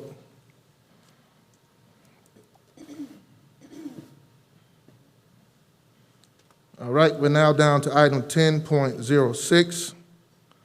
Wait, congratulations to Ms. Oh, Clyburn. congratulations, Commissioner Clyburn, Vice you. Chairman for 2022. Also, now we're at item 10.06, which is the board elections for office of Secretary Treasurer, which we now declare vacant. Are there any nominations at this time? Yes, I nominate Commissioner Tamika Myers. Is there a second? I'll second it. Okay, it's been seconded by Commissioner Devine. Any other nominations at this time? Any other nomination at this time? Is there is Jamie Devine seconded? It was nominated by, Lomanak and King, I think, and Devine and everybody. it don't matter. That's fine. It don't matter. You pick. Clyburn nominated, Jamie seconded. It's kind of at the same time. Divine seconded. Mr. Chairman, I move that we close on said name for the office that is open at this time, Secretary Treasurer. all right, is there a second? A second. All right, seconded by Commissioner Lomanak to close the nominations. No opposition? We still need to vote. Let's clarify the vote by raising hand. All those in favor? We got Tamika Myers, Jamie Devine, Cheryl Harris, Angela Clyburn, Beatrice King, Robert Lomanak, Aaron Bishop. It is a 7-0 vote. Congratulations, Ms. Myers. The offices for 2022, which is chairperson, vice chairperson, secretary, treasurer, has been filled for 2022. Congratulations to all of those who have been elected. And also, let me say this for a moment of privilege and liberty. Thank you all for allowing me to serve you for this year. To Commissioner Jamie Devine, who handed me the baton, as he definitely took on COVID as a leader in this district and gave me that responsibility to keep navigating through this as a part of this team. Thank you. That teamwork still makes the dream work. I appreciate each and every one of you all. This is a board, so therefore, there are times when we agree and times we don't agree. But it's for the children. It's for the community, and I appreciate you all being supportive during this time. We now go to item 10.07, which is the board report. This is a time for anyone on our Board of Commissioners to report anything out or bring something up for discussion at this time. Okay, Commissioner Devine, then Commissioner Harris. Thank you, Mr. Bishop. Just a few observations from my desk. Dr. Witherspoon, I'm not sure who this goes to. As we discussed vacancies in the education industry, particularly in Richland School District 1, do we have teacher cadet programs at each of our high schools to help mitigate or have a pipeline for young teachers coming through in the next several years? We do, Commissioner Devine, and if Dr. Broussard would elaborate on that, please. Good evening, Board of Commissioners and Dr. Witherspoon. There are 3 active teacher cadet courses available for our high schools, and each school offers at least one of these courses. All of these are dual enrollment courses as well, I should note, and this means that the students who do indeed move on to college with the hopes of becoming a teacher already have a head start on college credit. It's my understanding that one of the schools right now does not have any students who signed up for the course, but I believe we have around 60 students who are in teacher cadet programs across the district. I'll also share with you that we began an initiative through our Thrive Richland program where we are providing micro-credential training for instructional assistants. Those credits or those micro-credentials are recognized by Midlands Technical College, and we have an articulation agreement with Midlands Tech, and those students can actually transfer to the University of South Carolina as well. So not only are we trying to build the pipeline with our high school students, we're also looking at how we can empower and help to further the education of our instructional assistants in the district as well. Very good. Thank you. And while we're on the high school students, I do know there's, through Sarah, there's also a middle school component. Are you familiar, or do you have any information regarding a middle school component for Richland 1? We do not have any students participating in that program. That's not been a part of what we've offered in the district. That's certainly something that we can look into. But we have, districts make decisions about the related arts kinds of courses or the elective courses they offer. And we have such a robust arts program and so many other STEM offerings and so forth that that's just not been something that we have offered in the past, but we can certainly look into that. Okay, very good. Thank you. Thank you, Mr. Chairman. All right, Commissioner Harris. Mr. Chair, I'm going to yield to Dr. Witherspoon returns because 2 of my items are for him. All right, any other, yes, excuse me, Commissioner Lomanak. Thank you, Chairman Bishop. I just want to specifically call out a second grade class that I had the honor of reading a book about an emu. Mr. Barger's class at A.J. Lewis Greenview Elementary was absolutely remarkable and has been the highlight of the last few months of my work. I got to read this book, but before I started, I showed them the front cover, which had an emu, but you couldn't really tell what an emu looked like from the cover, and I asked them if they knew what one looked like, and this little kid raised his hand and immediately described an emu absolutely perfectly. And I asked him how in the world he knew that, and he said, because of the Liberty commercials. I can recognize a remarkable teacher when I see one and when I see him interacting with the students, and Mr. Barger is unbelievable with his kids. Every single student had drawn and written a really nice note for me, which I will cherish. So thank you to Dr. Evans and Mr. Barger and the other folks at A.J. Lewis Greenview Elementary. I really appreciate it. Thank you, Chairman Bishop. Yes, sir. Anyone else? Okay, Commissioner Harris was waiting for you to come back, Dr. Witherspoon. Thank you. A few questions for you. Thank you so much, Mr. Chair. Dr. Witherspoon, and I've got several questions in my board report and a couple of acknowledgements. Dr. Witherspoon, in light of the heightened concern of fights, disruptive behavior that we are experiencing, not just across the district, it's across the state, it's across the country. The threats, the hoax, 16 in one day across the state of South Carolina. I am asking, and I'm asking for my colleagues to support a review of our disciplinary policies, as well as our code of conduct book.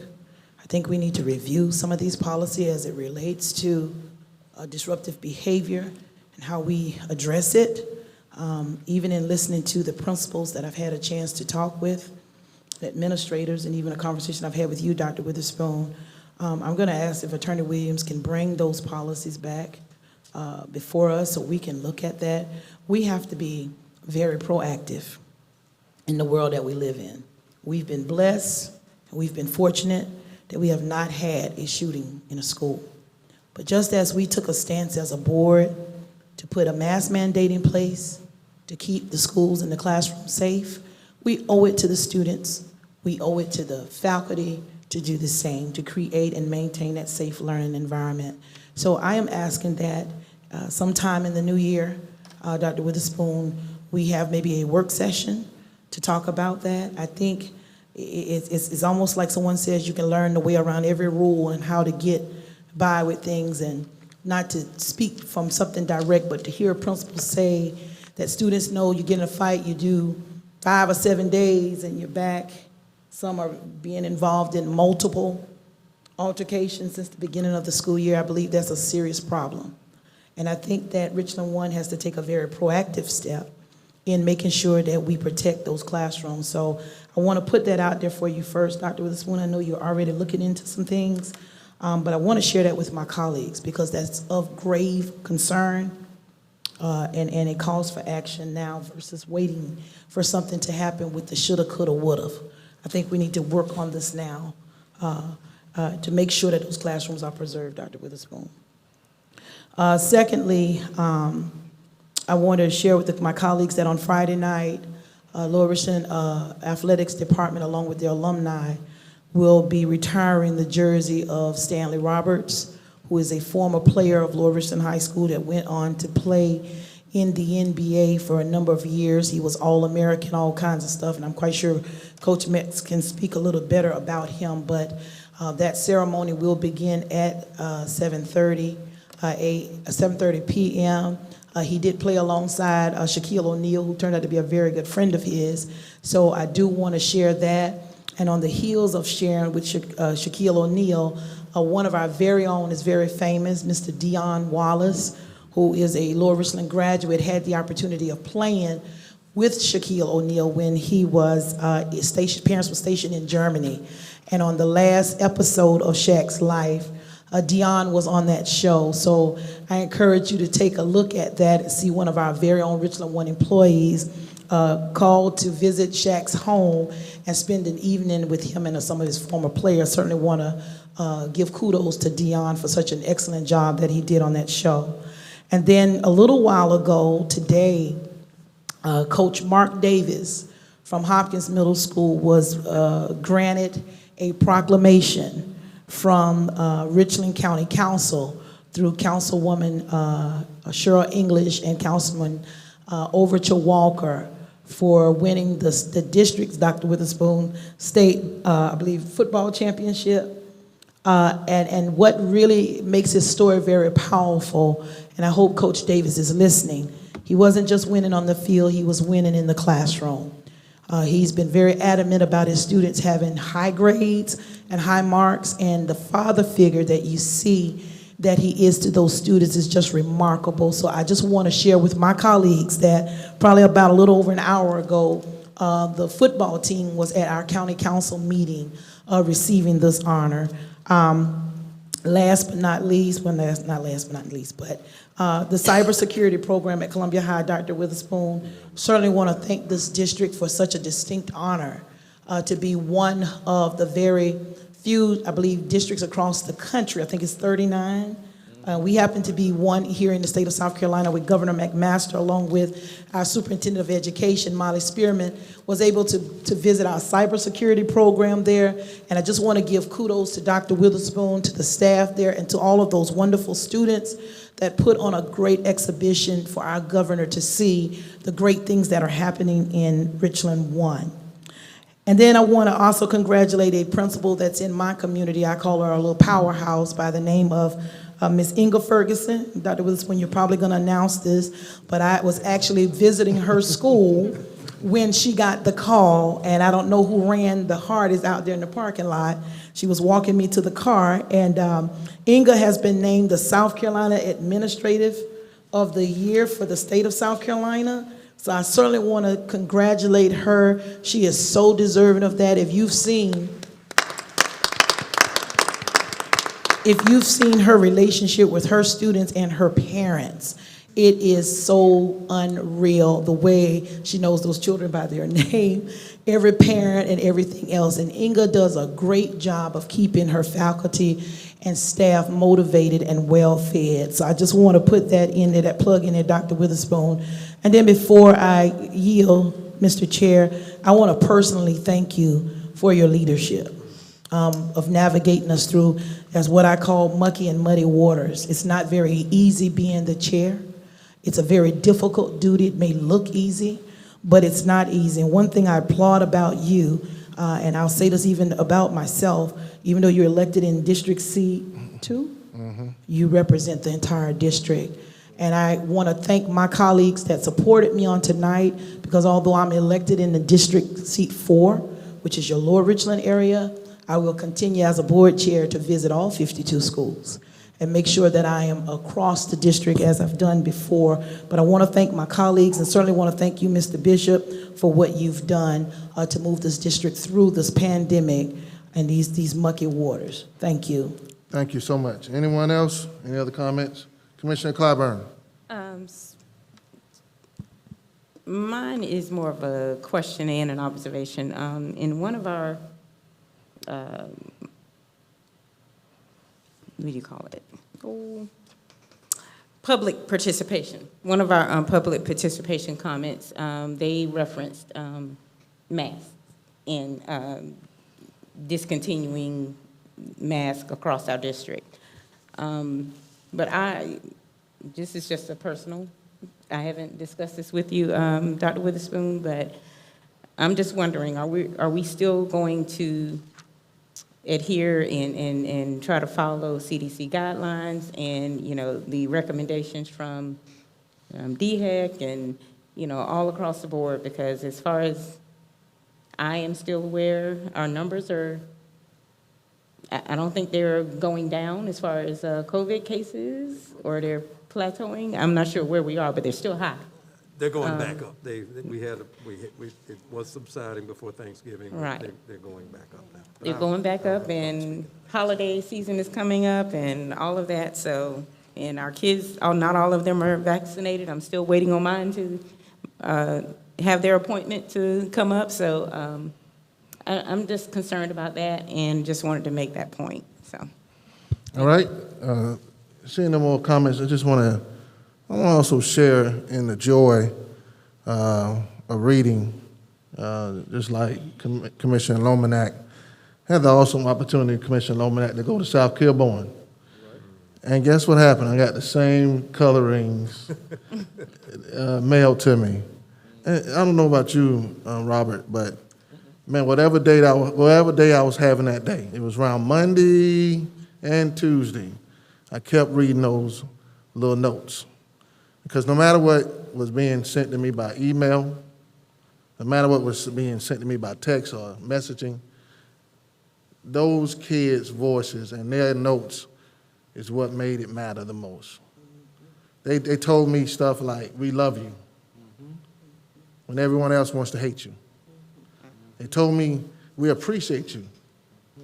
He even told me one thing I'm bragging about to this day. They told me I'm the best reader in the world. One particular student spoke up and he wrote in his expressions that the book reminded him of him and his grandmother's relationship. And the one I had a takeaway on was a picture of me and one of the students standing beside each other. And it's amazing how children see you. And let it be known, Jamie Devine, I interpret it as I had a halo over my head. And so, you know, I don't think I have a halo, but this bald head does glow every now and then. That's what matters to me. That's what matters. And I'm going to cherish that because I may never get a plaque for being chairman, but those pictures told me I was chairman. I'm going to keep those with me and remind myself of the sacrifice and the opportunities that I experienced while sitting in this seat. Thank you so much. With that, no other further comment. Okay. Commissioner King.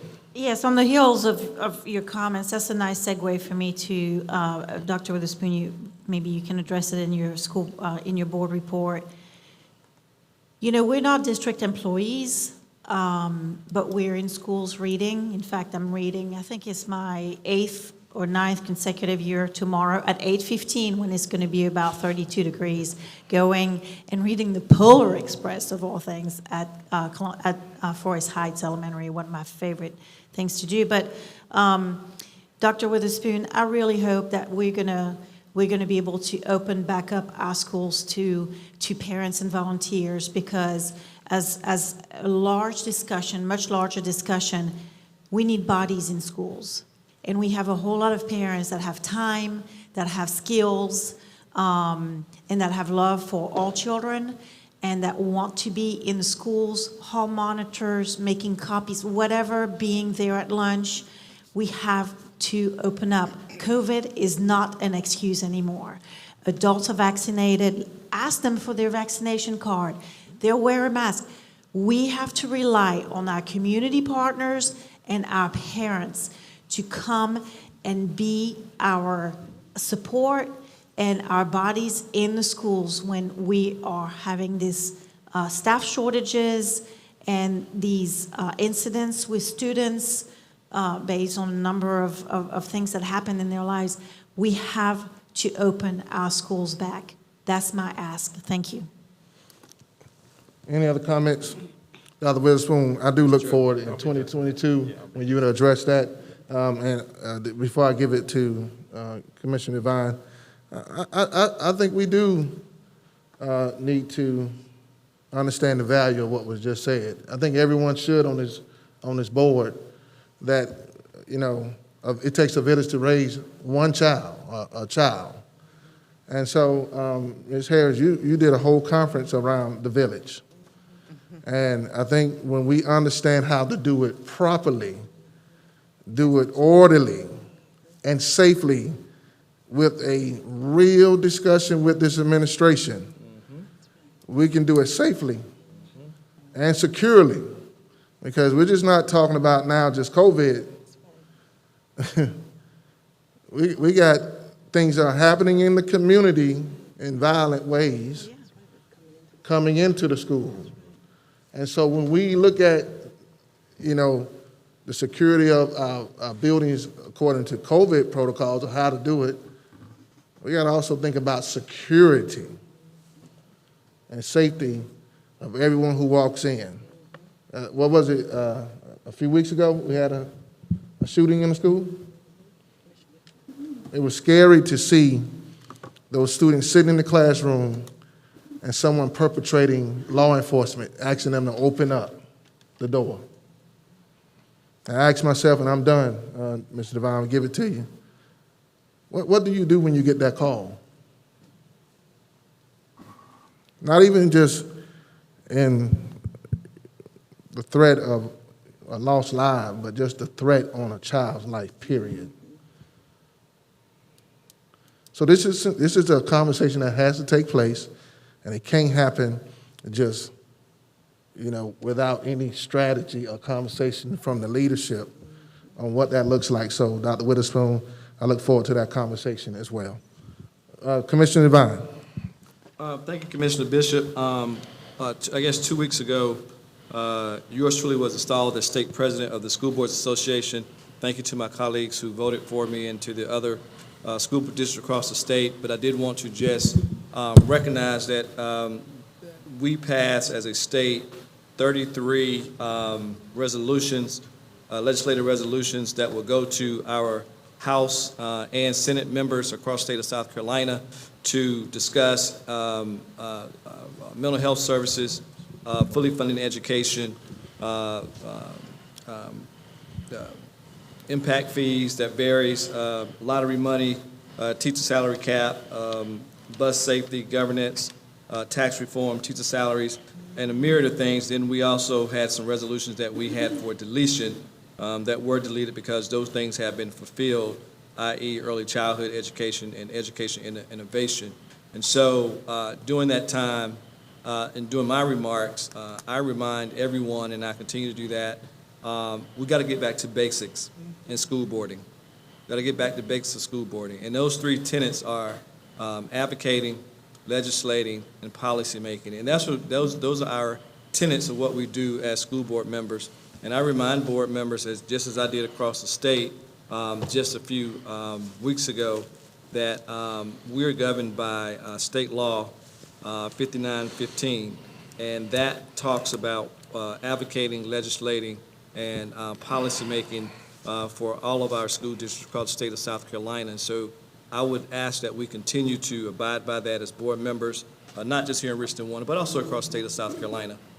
We have a number of board members who are doing good work and who are really here for the students and as well as our staff, and to make sure that we get those things done for the least, the lost, and the less of us that are here. So with that said, I appreciate the opportunity moving forward as state president for this year. We'll spend a lot of time at the State House, General Assembly, advocating for legislation to affect us, and then while I'm also there, also advocating on behalf of Richland 1 to ensure that we get some of those legislative agenda items completed as well. We'll continue to report back on those items. So again, thank you all for that support. Dr. Witherspoon, before I give my last remarks, I do have a few questions, well, a question in regards to drills. Not sure if you're going to mention that tonight. Tornado, fire, and active shooter. Are you prepared to discuss those, or should we have those next year? We will be talking about safety and security and some related areas as a part of the superintendent's report. All right, very good. Thank you, Chairman Bishop. I All appreciate right, Commissioner Harris. Thank you, Commissioner Devine. Thank you, Mr. Chair, and I will be brief. Commissioner Devine, I do apologize for not publicly congratulating you on being the School Board Association's new president. We know that you're going to do a great job. And we look forward to working with you as the caucus president for the few months that we're still in office to get some things done as well. But I did want to go back to something that you mentioned that I think was very important, and it's a cause and a need for us to understand the value of attending the conferences. There's so much information that is given to us, and we met with about 6 of our legislators, our education committee for the state, where we were able to have dialogue with them, and that's one of the things I really appreciate that SCSBA does, where we're able to ask those hard questions and to hear them talk about all of the money that is coming into the state of South Carolina. And education, public education, has not been fully funded at all. So as Senator Mike Fannin said, you know, we'd like to try a lot of things. Let's try fully funding education. A lot of times we are taking what we have and trying to do so much with it, as we talked about earlier when Dr. Long was talking about finding additional money to make sure we can bring up some of those salaries. Well, if we fully fund education, it gives us another pool of dollars that we need. And I know Mr. Carlin has shared this with us on numerous occasions, the amount of money that we are really being slighted on as a school district when it comes to fully funding education. So 2022 is going to be a very interesting year at the Capitol because, as we've stated earlier, there are a few bills that have been pre-filed that will directly impact education as we know it.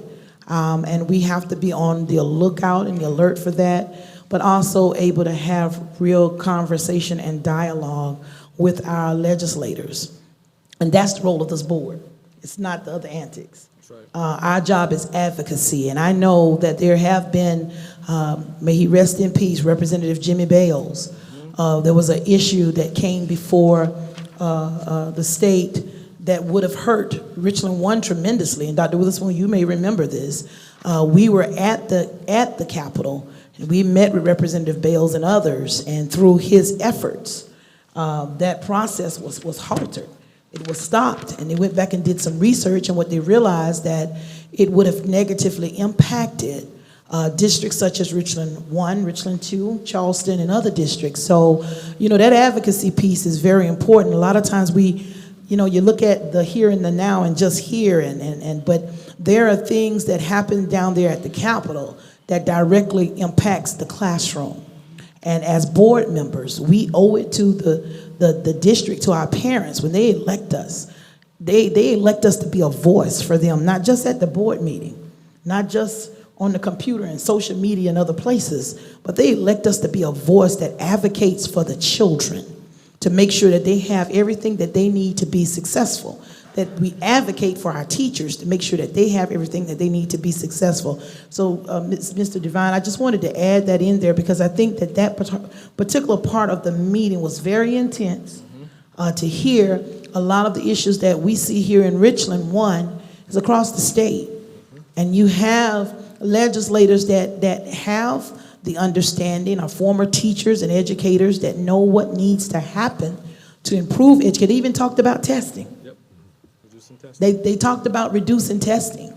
They talked about having the Education Oversight Committee and the Department of Ed, which practically are doing the same thing. The only state. These are issues that we as leaders need to be aware of and understand the importance of advocating for Richland 1 and other districts similar to us. So thank you, Mr. Chair. I just wanted to add that from the Advocacy and Equity Conference. Thank you. Thank you so much, Commissioner and Chairwoman-elect. Just want to also recognize Jamie Devine. I think the position that he's in as state president was last held by Jasper Salmon. And that was how many years ago, Commissioner Devine? 1990. 1990. Last time someone from Richland 1 held that position. So congratulations, Jamie, and we thank you for your hard work and dedication. That being said, no other, okay, Clyburn. One more thing. I just wanted to thank my fellow commissioners for trusting me with this leadership role, and I was very honored to be Secretary-Treasurer, so I know Commissioner or Secretary-Treasurer-elect Myers will do a great job. That was an honor, and I just wanted to thank you. All right, thank you.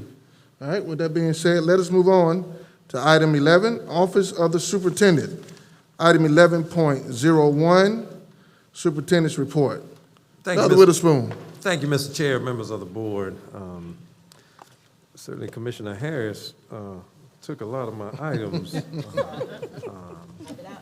but many are worth repeating. Again, last week, December 6th through 12th was Computer Science Week. And as a part of this observance, Governor Henry McMaster and State Superintendent of Education Molly Spearman visited Columbia High School. Last month, Code.org ranked Arkansas and South Carolina as the two top states in K-12 computer science education. In South Carolina, 92% of high schools offer foundational computer science coursework, according to Code.org. Columbia High is piloting the National Junior ROTC Demonstration Project. It is an initiative aimed at exposing students to computer science and cybersecurity education. And Columbia High has the Air Force unit, and this was tied into that. So congratulations to Principal Craig Washington, his staff, and students. They showed very well, certainly for the governor's and state superintendent's visit, and we can congratulate those efforts. Last Thursday, December 9th, we held our second annual virtual magnet fair. Parents and students had an opportunity to learn about our magnet programs and ask questions of program representatives in real time online. Round 1 application period for the 2022-2023 school year is open through January 31st, 2022. All Richland 1 students, regardless of their school attendance zones, may apply to enroll in a magnet program within the district unless the program is designated as one that is zoned for certain attendance areas. Admissions is based on successful completion of the application process, which may include in attending an information session and meeting qualifying criteria. Parents can begin registering now for the virtual information sessions by going to richland1.org/choice. Also on Thursday, Richland One was joined with 7 other Midland school districts in signing a memorandum of understanding with the Be Smart program to encourage responsible gun ownership. Our districts collectively urge gun owners to take action to keep their firearms out of the hands of young people. The Be Smart program, developed by the Every Town for Gun Safety Support Fund, helps parents and other adults normalize conversations about gun safety and take responsible actions that can prevent child gun deaths and injuries. And I want to certainly thank our fellow Midlands superintendents and Midlands districts. As for us, Sheriff Lott was there. He represented law enforcement across the Midlands. We had representatives from Prisma Health, MUSC, because they are on the front lines. Those healthcare, as well as the Sheriff's Department, are certainly on the front lines dealing with any criminal aspect, law enforcement aspect, and then on the healthcare side, certainly the outcomes of gun injury and accidents. Commissioner Devine was there and certainly represented the board in this event as well. So that is something where we have been committed to, but being a part of this this MOU, and there will be additional resources that we can share with our parents and with those in the community as well. George Martin Jr., a 3rd grader at Burnside Elementary School, is making his television debut in the 2021 Nathan's Famous Hot Dog Christmas commercial. And that commercial is entitled, "Why Are Nathans So Good?" George is the star actor in the 30-second ad, which is a part of the company's iconic Get Along Famously campaign, a series of vignette-type ads showing how the taste of Nathan's famous 100% beef franks can bring people together and produce genuine moments of connectivity. Congratulations to George, and we have a link to this commercial on our YouTube, on our website, and on our Facebook page. And again, congratulations to Southeast Middle School Principal Inger Ferguson on being named the Educational Administrator of the Year by the South Carolina Association of Education Office Professionals. Ferguson advanced to compete for the state level after being selected as Administrator of the Year by the organization's Richland County chapter. And again, congratulations. Also, congratulations as well to Brian Weston, Executive Assistant in the Office of Executive Directors of Schools, who was named Office Professional of the Year by the Richland County Association of Education Office Professionals. And again, kudos to Principal Ferguson and also to Mr. Weston, who works very hard in the Office of Executive Directors of Schools. Tomorrow, Wednesday, December 15th, we will hold a virtual information session to provide an update on our safe return to in-person instruction and continuity of services plan. All school districts that receive ESSER funds, ESSER 3 funds, or the Elementary and Secondary School Emergency Relief Fund grants from the U.S. Department of Education had to submit a plan, and our plan is posted on our website, richland1.org/restartstrong. The information session will begin at 6 p.m. and it will be live streamed on our website at richland1.org. Access to the session by clicking on the ESSER 3 link on the home page is there. Comments and questions about our plan can be submitted before and during the session at ESSER3, ESSERIII, capital or lowercase, at richland1.org. And finally, this is our last board meeting before our winter break, Friday, December 17th. will be the last day of classes for students. Regular schedules for students and staff will resume Monday, January 3rd. And we have more to go in the superintendent's report, but I would like to, certainly on behalf of this board, wish happy holidays to everyone. Have a great winter break and enjoy your time with friends and family, and be safe. At this time, Mr. Chair, members of the board, I do want to just review some information with regard to safety and security. I know several of you had reached out to me over the last week or so, certainly with the uptick in violent social media threats and all, and I did share with you that we would be having some discussion at this meeting. And we're going to hear from certainly Mr. Fraley, student support in terms of those things that we do in times of crisis, either on the front end or the back end, and so forth. And there were some other things mentioned. I would like to say before we get started, and I want to give a shout out to our schools and our principals, to some comments that were made earlier. Certainly there was an article a few months ago or whatever that spoke to dads on duty. I think we all saw that pass around. But again, I want to say kudos to our principals, because many of them actually are already working on some programming in that regard and designing shirts and all of that. And what we're working through right now, and you'll hear more about that first of the calendar year, but more about how that process worked, the background checks and so forth. So as we work to get volunteers and those things back in school, still with safety protocols and can be in place, we are working through that, but certainly in advance, kudos to our schools that are working on that right now, when we will try to get that kicked off again early in the next calendar year. So at this time, Mr. Fraley, if you would come and just share some overview of how we approach certain things with regard to safety and security, our partnership with law enforcement, and what you can share in terms of how we deal with threats and those types of things, and how we put some things seen and unseen in process and so forth and so on, and then we'll continue with some other aspects. Mr. Fraley.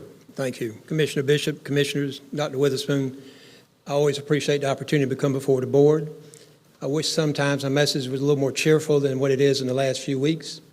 But to share some information, we as a district take it very serious on a daily basis, regardless of any so-called threats or other situations, to be sure we can do the best we can to protect the students, staff, and of course all the visitors per particular day. In recent weeks, there have been a lot of concerns. Sometimes we can handle things very quickly if we understand the mechanics of it. We lean towards law enforcement very heavily, very quickly, regardless of the time of day or the middle of the night.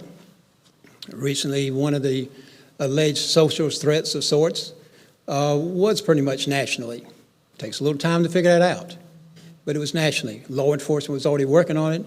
We work on it as much as we can internally with IT and such.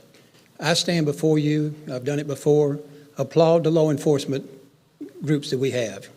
The sheriff, the police chief of the city, the police chief of Forest Acres, and all their leadership. They are always there for us, period. So we do get them heavily involved immediately.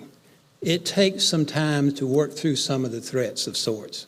We look to see if it's a viable threat. We take law enforcement's input regarding, is it a viable threat? We don't lessen the response, but we're a little more cautious if it does look like a viable threat. These over the past few weeks or last week or so, none of them that I remember was considered a viable threat in the big scheme of things. We had a couple of isolated incidents, such as fights, which are atraditional for schools, I understand that, but it causes concern when that is mixed in with all the other things that are going on. And it does get the community more concern to express to us. So with Karen York Shop, the public information shop, she formulates the responses to the parent base, as quickly as she can, with as much information as she can put out without jeopardizing what may be a potential investigation. So that outreach goes very quickly. So there are things in place. There's some things in place that folks just don't see. Example, at one high school recently, I had requested and immediately received law enforcement support. You may not see a lot of the marked cars in the front of the school because oftentimes there's several unmarked cars in other areas observing. So sometimes people say, well, I didn't see any extra law enforcement. There may be extra law enforcement. It's just not that obvious. Law enforcement in general are challenged to protect the citizens, in this case of Columbia or South Carolina. These individuals, male and female, take great responsibility for the students, particularly of our school district, as well as the staff and the visitors. We get immediate response. We work with them, they work with us, we share information, we do what we can. I consider that a success. Can we defend against everything? No. Can somebody do something with a little bit of creativity? Yes. We try to offset that as quickly as we can. Mechanisms are out there for sale here, there, and yonder. Get this, buy this, do this. I've had a barrage of salespeople calling me in the last 10 days. And they want to sell, they want to make money. I clearly understand that. But we have to do something with the funds that we spend to be sure what we're getting is not just the latest and greatest whatever. So we do evaluate all of these type things. Most recently, Dr. Witherspoon mentioned drills. We're obligated under some of the state guidelines to have 2 active shooter drills a year. Obviously, we just had one today. For the first time, we did it district-wide, all facilities. I didn't rest real well for 30 minutes as we did this, but all indications, for the most part, that I've inquired came back well. We do understand the small children. We understand the big children. We understand the staff, and people get a little anxious, and rightly so. I get anxious, and it takes a lot to get me anxious. But we have to do it. We started doing drills before the state said, you've got to do drills. We're mandated now to do 2 drills a year. So first semester, which unfortunately we're at the tail end of the first semester right now, then we'll do another one at some other point, unannounced. The reason we do it unannounced is because we're not trying to scare folks, but a situation may happen that's unannounced. So we do take great care with that. If I can have one point of interest, a young lady at Satchel Ford about 3 years ago when we started the drills, I received a call from the mom and said that little individual with the initials AC was nervous. I met with her. I made sure I stayed in her room with her other students, and we got through it. The next year we did a drill, I went to check on AC. Today I was at Flora for their drill. You know, it's a large school, I want to see what happens. And I made a trip to Creighton to see AC, who's now in the 6th grade. And the principal was kind enough to bring her to me. And I just wanted to be sure, AC, you're good. And she was excited. So do I care about students? I do have a tender part of me. I know, don't everybody say no at one time, I understand that. But that little child AC has always impacted me. And so I do realize the nerve issue that comes up with this. Other drills had mentioned tornado drills, weather-related drills, hurricane drills. Those are being required as well by the state. Don't get a lot of attention, but certainly on the heels of tornadoes coming through Kentucky, they'll get a little more attention. So there is a requirement to do a weather-related drill. Fire drills speak for themselves. All of us have been through fire drills our entire lives, and it still goes on. We do fire drills once a month. There is a change of foot to maybe do it once a quarter. The local fire authorities have not agreed to that. So we're going to stick with the once every month. We try to make these drills as simple as we can with a great deal of seriousness of what it's about. Active shooter drills, we try to speed those along within a certain time frame. But behind the scenes, I'm having to orchestrate this with 3 or 4 different law enforcement agencies. We have to do a series of requests through the dispatchers for all of the city of Columbia and the county so they don't falsely put out something or they don't receive something that could be false to our drill. Today, for example, the formerly known Columbia Bible College at Monticello Road, I didn't notice when I went into it, but guess what they had today? An active shooter drill. So all of a sudden we're saying, great, is there going to be the same time as mine? Luckily, it was not. Their drill consisted of full response by law enforcement, first responders, everybody. They did the whole gambit. We're not there yet, but we do have more than an ample amount of law enforcement on scene through the SRO programs, which y'all have supported as a board for many, many years. So we do have SRO representation at all of our schools during these events. I'll be glad to answer any questions, clarify, or expand on whatever you'd like to know at this point, if you would like to ask me anything. All right, at this time, Dr. Witherspoon. Yes, and while the board may be formulating questions, I do want to say I did send out, we did send a message out on Sunday in light of this past Sunday, in light of the concerns and so forth, and I want to say thank you to the team, because we were communicating about all day Sunday. We started early in the morning and literally all day in trying to do as much as we can to have a good week this week, and it's just Tuesday. But we have been working as we do when we get wind of things and so forth. We do deploy additional staff and so forth, both during and sometimes afterwards, and that's something we do with crisis team and so forth. So we do have additional staff, as I communicated to our parents and across the district on Sunday, additional staff and reworking some law enforcement partners that we have to make sure things are covered. And again, this too, we don't want to give away the store on that, but we do monitor, assess, adjust. Things are in place that are seen, things are in place that are not seen, and so forth. But I do want our community to know, as Ms. Fraley said, whether it's late at night, early hours in the morning, or what have you, when we get word of things, there's certain individuals and certain procedures that are activated. And sometimes they go all through the night, and as we've had previously, things are solved before students arrive the next morning, in terms of some investigating and dealing with students and parents and some of those events. So we do deploy, and we look at those things now.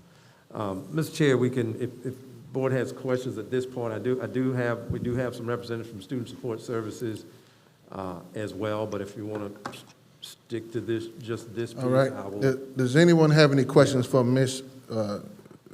Joe Fraley at this time?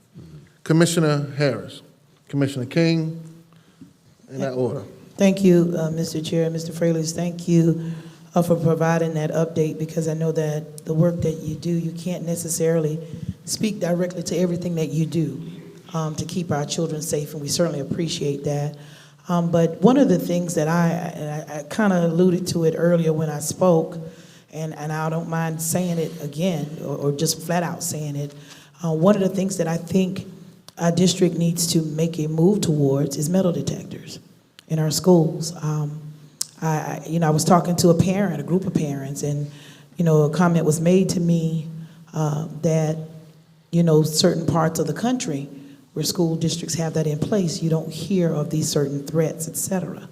And I know that Dr. Witherspoon, is going to be some discussion later on about the safety in the schools and et cetera, but I would like for you all to bring something to us along those lines as something that we may take into consideration. I feel that if we can mandate masks to protect the classroom, I don't know about any other teacher, but I think it would be a good feeling to know that there are no guns on the campus, that I can teach, be effective in a classroom without worrying about the book bag that's on Johnny's desk or whatever. We've had close causes. We've had a lot of them. I've heard them. It's been nothing but an act of God that sometimes Aaron, the SRO, was walking down the right hall. And, one of the things I hear from principals is, when you find one, and it's not just in Richland 1, you just think to yourself how many more there are that you don't know about. So, I'd welcome any comment about that. I know that would be something major, but I think that the day and time that we are living in right now, I cannot put a price tag to my colleagues on nobody's child's life, because I know what mine mean to me. And I know what they mean to the parents that we serve, and we owe it to them to keep their child safe. To hear children say, school is the one place that you used to could feel safe. You don't feel it anymore. And that's not just in Richland 1, because I talk to children on panels from across the state. But I would love to hear, from you, Fraley's, how you feel about this, even any costs that we may need to, as a board, start considering. I think if we're gonna, as Mr. Vince Ford used to say, are you for kids, or are you kidding?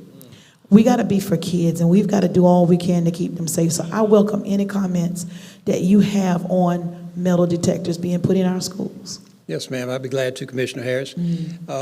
Looking back many years ago, previous boards, I took the request for metal detectors for football and basketball games, specific to varsity games. Wasn't sure how that was going to go over. And thank goodness that board had the foresight to say yes. So we have instituted, obviously, metal detectors at the facilities and the varsity games of sorts. As far as overall, it's something we certainly going to look at. Now, there's new type metal detectors out. The University of South Carolina uses them. They're more invasive, where you just walk through them, non-invasive rather. Right. Similar to TSA. Doesn't take as much time, which is a key element when you're trying to get 1,400 students into the building. And so that speeds it up. So that's something to look at. Would that be the best thing? They're relatively new, and of course they have a cost associated with being new. That would be something to look at, certainly. Dr. Witherspoon and I have talked on many occasions, and yes, we're talking about that as how, when, where. Certainly there's an economic impact related to it, such as manpower to staff those situations, or staff the ones we use at the games. So that's something certainly you have to look at. Now, I'm not swapping money for safety, understand that. Right. If it costs $1 gazillion, it costs that. But it's something to look at mainly for continuity along the lines of elementary, middle, high, and some of our offices as well. Best laid plans, unfortunately, can be beat. So people can beat those systems. TSA, for example, gets a readily number of guns day in and day out. So we have to figure out, okay, the first line of defense would be the metal detector or a device, very simpler. Then what? My take has always been, and I've mentioned this before, human involvement.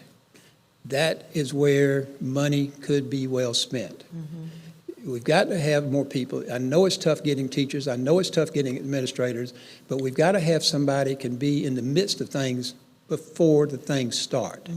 So metal detectors, yes. Other devices, as I mentioned earlier, we got everyone trying to sell us everything under the sun. Right. If I can invent a big dome to put over every facility, I feel a lot more comfortable. Right. But we don't have that. Right. So I take what you're saying at heart. It's something certain the district will look at. Okay.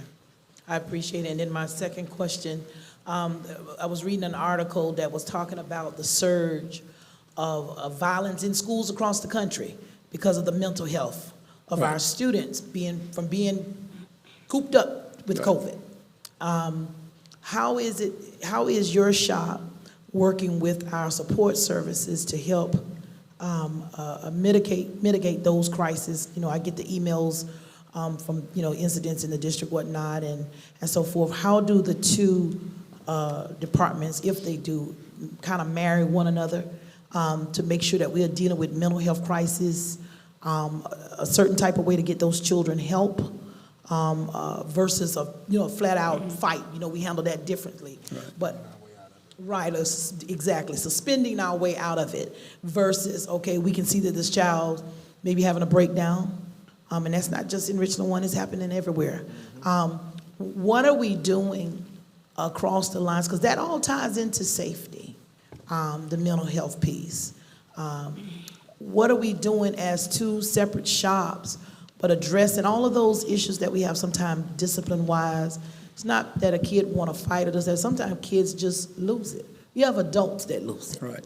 You know, so what are we doing collectively to help mitigate those type of situations? How do we address those type of situations as a district when it comes to safety and the special support services? Well, to answer your question, I'm going to insert Okay. one more element. Okay, That's going to be law enforcement. okay, People are sneaking up on me here. okay. So, never good. So, yes, I would like to have the privilege of inserting law enforcement. Right, Law okay. enforcement in general over the last year or so has really taken on a new attitude towards mental health situations with the general public. Right, There's no difference between general public and students in schools. right, So there's issues there. My department is more in the line with the law enforcement component than the other folks that have snuck up on me here.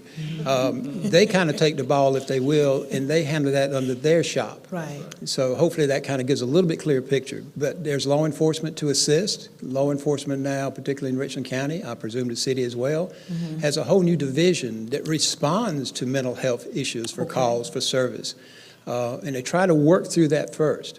So again, if you allow me, I'm kind of in the middle, but I also have the law enforcement component in the middle as well. Okay, so to your point, and I'll hear from Tony in just a minute, to your point, are we training our SROs, since that law enforcement piece is in there, to identify that this is a mental health crisis and it's dealt with a certain type of way versus?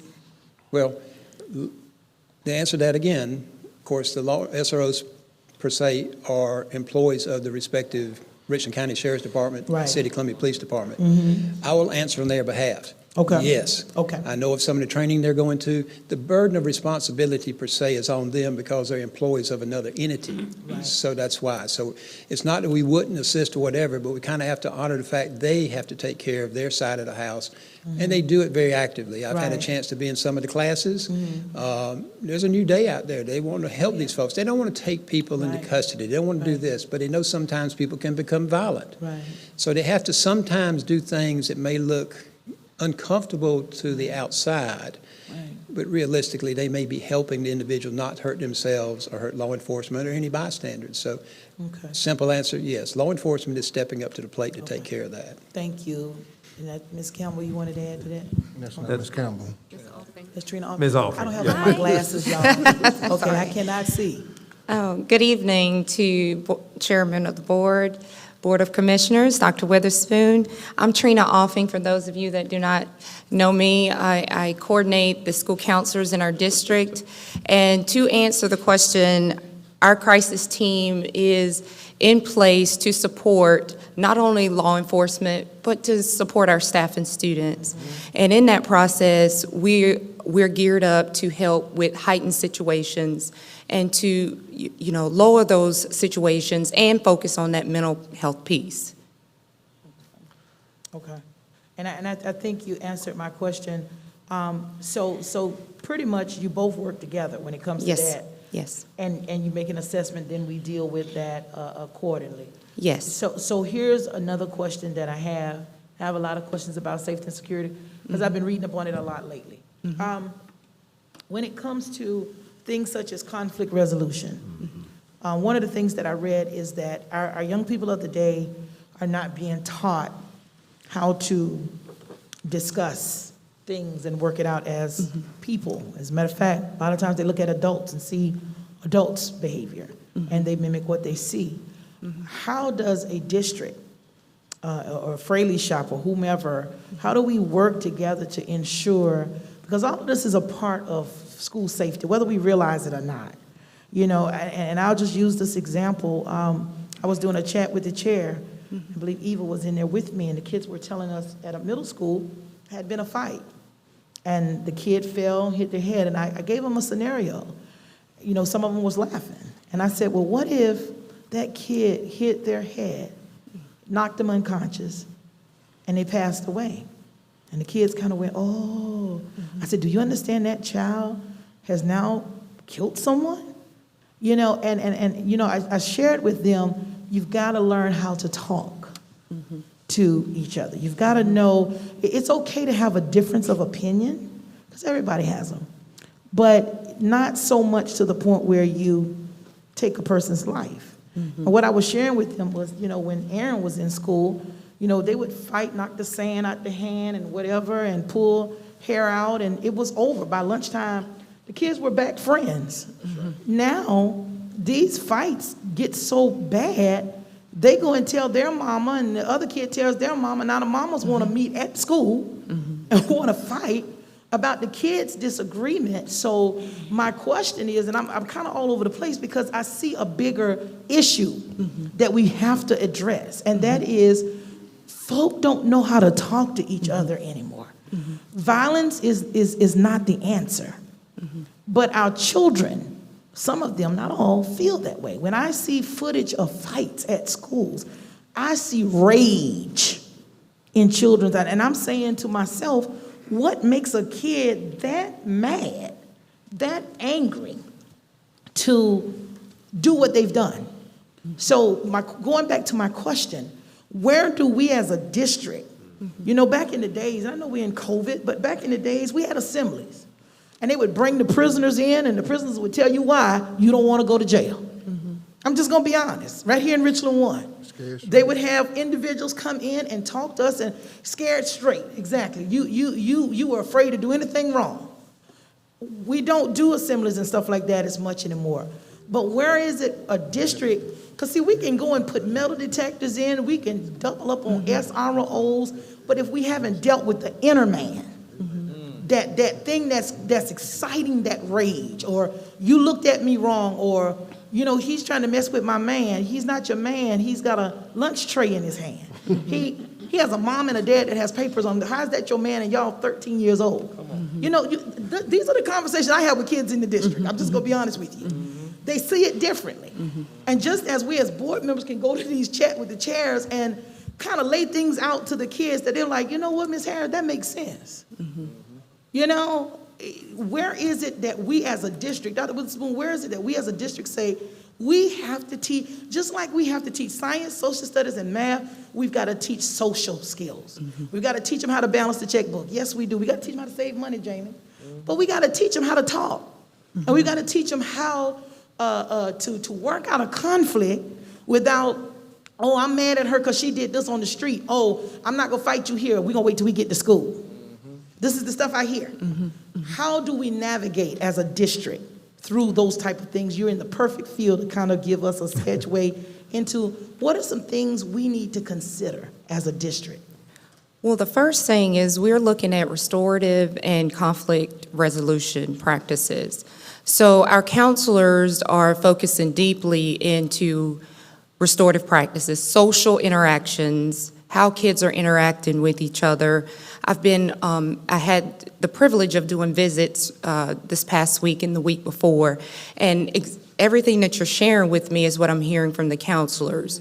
So they're doing things with meditation, small groups to have students talk about, okay, why are we becoming angry? Why do we think it's appropriate to start fights and video fights and be a part of all the commotion that comes around that environment?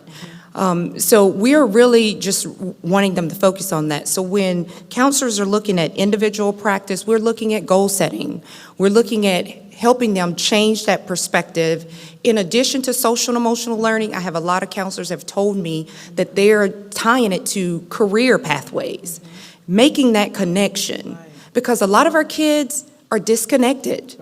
They're connected to their phones. They're connected to, who's going to get the most likes, who's going to get the most, follow because of what's going on, not only in our district, but across the state and the nation. So we're trying to pull them back to understanding individually, here's the focus. We want to graduate, but not only you want to graduate, but you want to make sure you're keeping your record straight, because with law enforcement, we know that things are going to be attached when you're disrupting schools. You're going to go to the hearing office. Things are going to happen that are going to cause you not to be able to apply to college and attend. So we're also looking at academic planning and our responsive services. We're trying to be more proactive with telling kids about conflict, We're asking our adults to be involved in that. A lot of counselors are working with teachers and doing morning lessons where teachers are starting their mornings out with check-ins to say, how's everything going? You know, what do you need help with? Because I think at the end of the day, if we don't ask students where their mind frame is, then that's why they're getting in interactions and it becomes negative very quickly. So we're looking at things of that way, and then we're using our system support. I can't do this job alone. I work heavily with the social workers. We also work with the school psychologists. Our crisis team works together. When we get a crisis situation, we deploy that crisis team out to the school. We work with the principals. We let the principals decide, do we need to deploy more individuals within our district to come out and help? So our purpose is to look at restoring that social interaction with our students and also building in our teachers and our staff that their interactions is going to be the model for the students. And I think that's the biggest thing. But the last thing I do want to mention is the collaboration part where we're looking at parent education. We really want to get our parents involved. I was at several schools where the schools are doing parent talk, where they're trying to do, we can't let the parents in the schools, but we can do virtual meetings. So we're doing virtual interactions where the parents are letting us know what's going on at home, so we can kind of get in front of that, just like law enforcement just mentioned. We want to get in front of these interactions before they occur. So those are just some things that we are looking at, and that goes across the board, and we're collaborating with our school psychologists and our social workers because it takes a support team. Right. And I appreciate that, and Mr. Chair, I'm going to yield with the rest of my questions because I have a lot of them, and it's past Jamie's bedtime. That's right. I will save this for a future discussion, but Dr. Witherspoon, I would love for the opportunity for this board, along with security and our support service, to talk more about this. You know, as you know, and I use Eva as an example because she's in all of the chat with the chairs. And I think she can tell you, we look at students and we can tell the kids that are hurting. We can tell the kids that are dealing with things. And some of them open up and share with us, you know, of things that is causing a certain behavior. So I think we need to talk more about this at a later time, Dr. Witherspoon, when we talk more about the safety and security piece. But I just wanted to add that in there because, you know, that's what the statistics is saying, that this mental health outbreak is what they're calling it. Is what's leading to this big surge that we're all experiencing. But how do we get in front of it? And I think some of the things that you said tonight are key, but they need to be done on even a larger scale. And like you said, you're only one person. So, you know, dad's on duty and a lot of other things that we're working to put in place as a district. I think we all have to roll up our sleeves and help our children through this mental health crisis that we're all dealing with in our own way. That you know, once we, well, hopefully one day we'll come out of COVID, but you know, it's taking a toll on our students. It really is. So I appreciate that, Mr. Chair. I'm going to be quiet. Now I'll save my questions for another time. Thank you. Commissioner King, then Commissioner Devine. Thank you, Mr. Chair. I've got pointed questions, mostly to Mr. Fraley and probably to you, Dr. Witherspoon. Drill dates. So you said that we are mandated by state statute to have 2 drills a year, is that right? One in the first semester and one in the second. Is it that specific? They refer to 2 a year.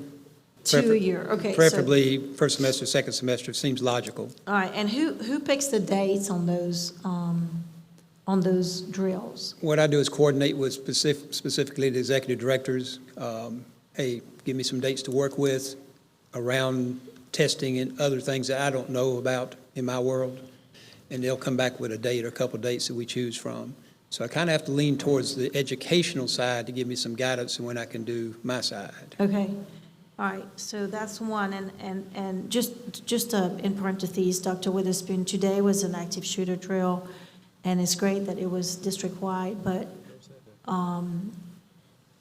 today is also the anniversary of Sandy Hook, and that just was not a good day. It was not a good date. So I'm asking the administration to really, really work on these days so that we don't, that's just, it was not a good date. So, but, so that's one. Another question for you, Mr. Fraley.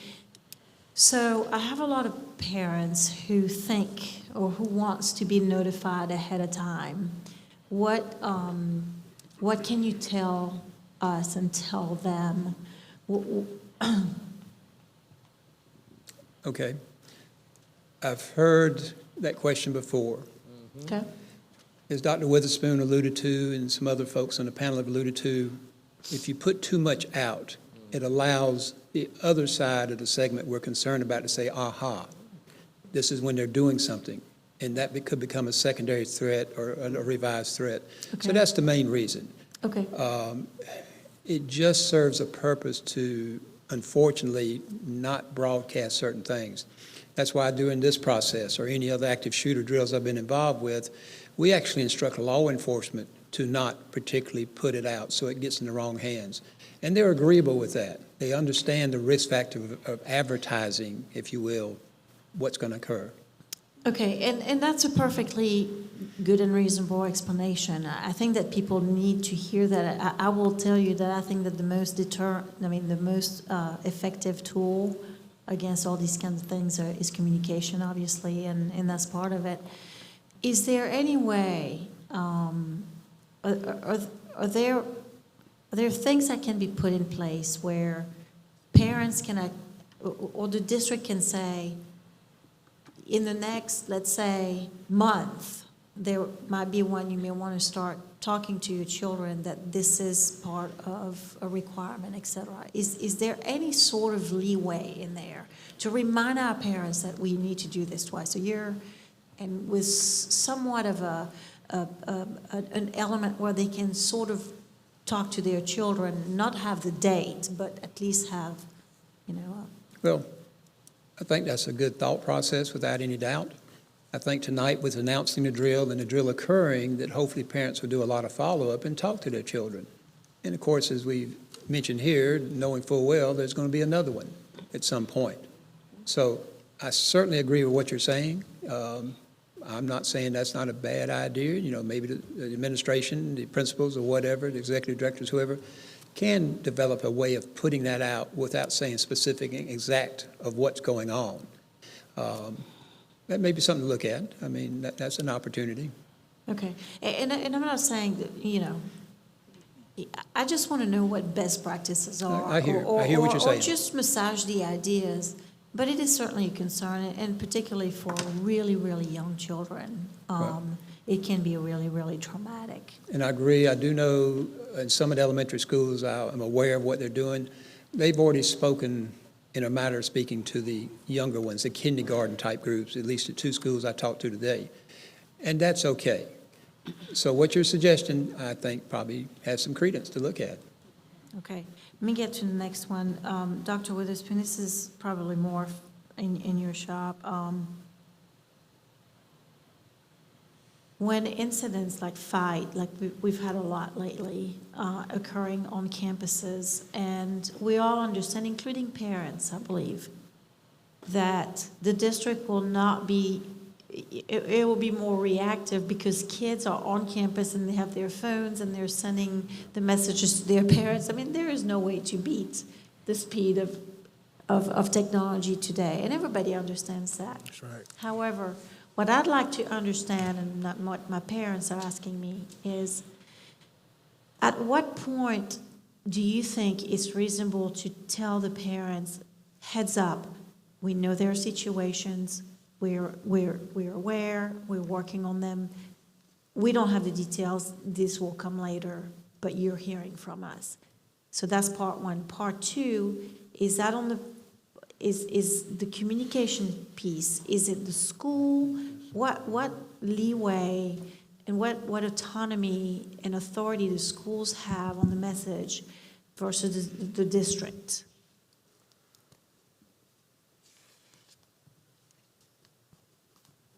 Give me a heads up on your first piece again, please. The first one is how quickly can you send something so that people are not in the dark? Because they already know through their Gotcha. children, but they want the Yeah. adults to say. Gotcha. Just as you've indicated, and unfortunately, or the reality is with students, everybody having a phone, everybody pressing recording and streaming live and all of those things, as we know, sometimes it's on social media before anybody knows, and so forth. So some of that is going to be out there. From school administration and up and down the organization, the number one priority is address the situation. Is law enforcement, school admin, we have a process, they notify certainly ED of schools, that creates some other notifications. Joe Fraley, he is assessing while he may be headed there. He may be on the phone with law enforcement, same with the SROs that are at the school, and so forth. There's a lot of moving pieces. Here in York certainly gets advised from a communication standpoint. So there's a lot of conversation and so forth going on, but at the same time, there's the first and foremost thing is resolve the situation. And there is a division of duties and so forth, who calls who does what, who addresses the situation, who notifies student support, is a crisis team needed, so forth and so on. And working with that, and Ms. York's office does work with the school administration on crafting that message, and here's what happened, here's what's going on, and or what has occurred, and it's going to depend on the situation. For example, we've had incidents where something has happened in the community right before dismissal, for example, and the kids can't leave. That may indeed be a shorter message of, hey, there's something, just as I've said, that could be said, but the kids are safe, so forth and so on. They'll be here, they'll be at the site, at the school, until law enforcement gives the all clear. That's a pretty short, succinct message that can be given. But depending on another situation, it may depend on what the situation is. Hey, this happened, that happened, and we'll give you more in a minute. Parents go, okay, what's going on? What is happening? Is my child safe? Has this thing been resolved? And so forth. So it may depend on how complicated a situation may be, depending on what that is in terms of how soon that message can be, certainly in part of what and again, what Ms. York's office does. Hey, Mr. and Ms. Principal, we're going to assist you with that, crafting that statement. So again, so you can address the situation. Then that's sent, and then that's cascaded, by the school. Hey, parents, this is Principal so-and-so, need to inform you of either what happened today or what have you, and so forth. And that's certainly going to, again, depend on the scenario, what time of day it is, what time, another message. Again, there have been plenty of incidents over the last year, 2 years, for example, some of the threats come in the middle of the night. And Joe can tell you, we'll be calling him every 30 minutes, okay, have they found him? Have they found the person? Do we is the school not gonna be in session?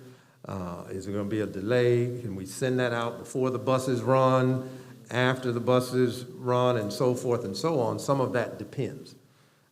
Depends on the situation, depends on, that may depend on how quickly that can happen. But should it happen as quickly as possible? Yes. But that too may depend on the situation and the scenario. I don't know if I covered a little bit of both, but. Well, you have, but I'll tell you frankly, I do believe that there is a sense of urgency in communication. And I certainly, no one will argue what you just said, that every situation is different and that the response may be different, but there needs to be a process in place so that notification is very clear. And it's done in a timely fashion, because when parents are here for hours on end and all they have are the social media videos, that's a problem. So silence, for me, is failure, and we cannot fail a second time, because the first failure is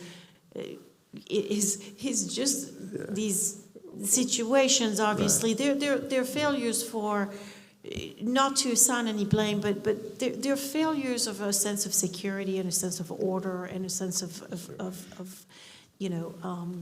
academic focus, et cetera, et cetera. So we don't want to aggravate that. And Ms. King, we don't want to call when, and I hear you, we all hear and understand your point, but the classification of that's a failure. Well, to me it is, and that's fine. We can all have different ways of seeing it, but I do believe that communication is extremely important. And people need to understand who has role for what, et cetera, et cetera. And I certainly hope that, I know we've been dealing with fights, but lately it looks different today.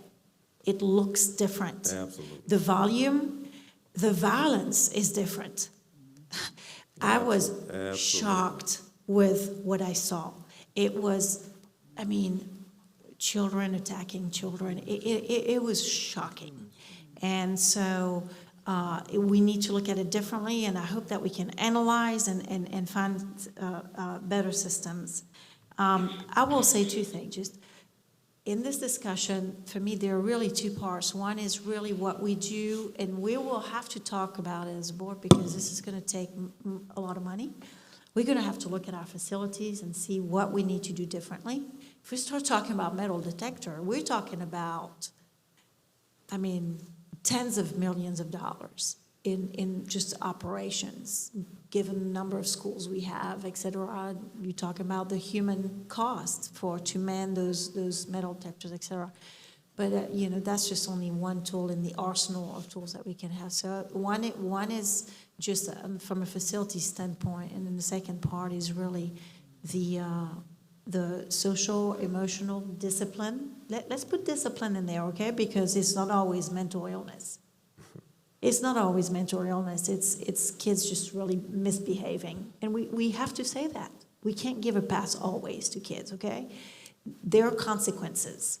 And just like Ms. Harris was saying, there's no excuse to settle a dispute with fists and knives and guns. And so we have to be very clear on that. Thank you. All right. May I add something, please? Yeah, and then Commissioner Vine. I hate if you'd like to go first, but just a couple of points of interest. Thank you. You then Commissioner Vine. Thank you, appreciate it. A couple of things back at Commissioner Harris' point.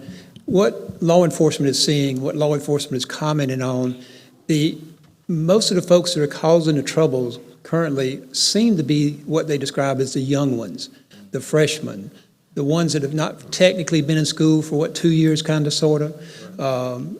They haven't grown into the high school environment, so they're in the middle school environment where maybe they were kind of the ones in charge of sorts, and all of a sudden they hit the wall of high school and the ones that are already in charge.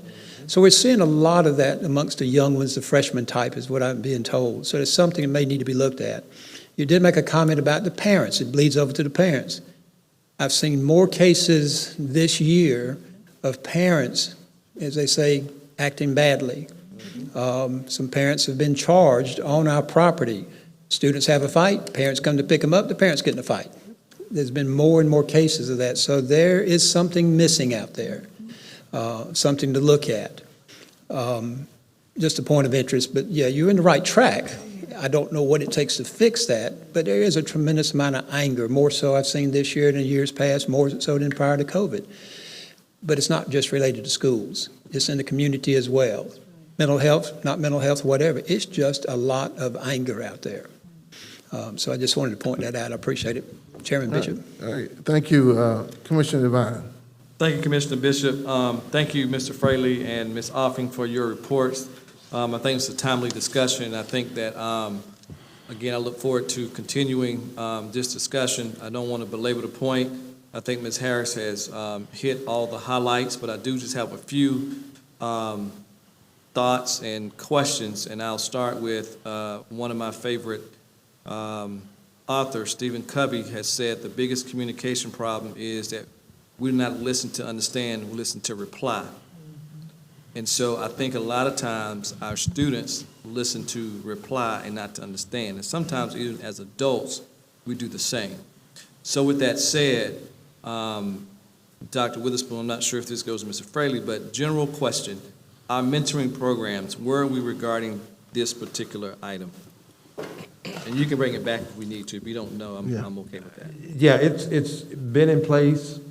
You know, we talked about this prior to COVID and going Correct. in, so certainly some of the COVID activities, COVID has impacted some of those activities. Some were done virtual, and, you know, we had checks and so forth and all, but we are, as I indicated earlier, we are looking at getting that moving forward again in full force again after the first of the new year. So that is a piece, and we do have some additional information. Don't have it in front of me this evening, but that is some information we will certainly add to this continued discussion. That's good. That's good to know. I shared those same, after I spoke with you a couple of days ago, shared those same comments with two of our Forest Acres council persons who contacted me about the situation at AC Flora, and I shared with them basically what you said, that as we get into 2022, there'll be some changes,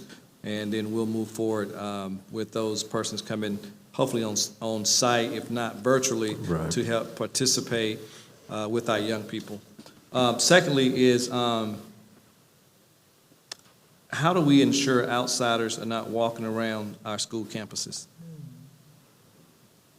How do we ensure that outsiders are not walking around our campuses? That sounds like one for me. No guarantees, sir. I wish they were. Right. That human involvement I refer to, current existing administration, current administrative staff. If you see something, say something. That philosophy goes even for the student base as well. We have a lot of open campuses.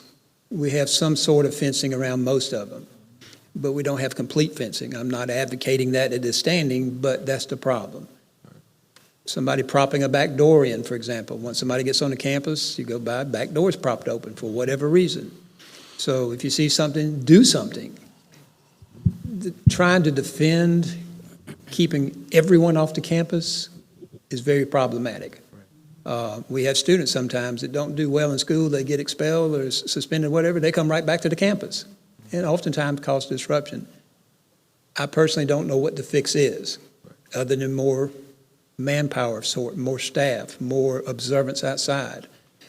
People are given a job, they have to do that job. That's the best I can offer at this point. Well, I think that's commendable. I think we start somewhere and we build on that and we keep moving forward. I think relationships matters. Staff relationship with students matter. I think staff relationships with senior level staff matters, and staff relationship with the community matters. I think we've got to bring our outside influences back with some of our churches, other civic groups and organizations, just as we talked about earlier, to ensure that, again, we repair the whole child. We repair the whole child. Then one of my last questions is, what avenues, again, this may go to Ms. Offing, what avenues do students have to feel comfortable in expressing their thoughts and problems? And I think Ms. Harris hit it best when we go to a chat with the chair. Myself, I went to Sanders Middle School with Ms. Wilson, and middle school students would tell it all. And they would tell it unapologetically, and just say what's on their mind.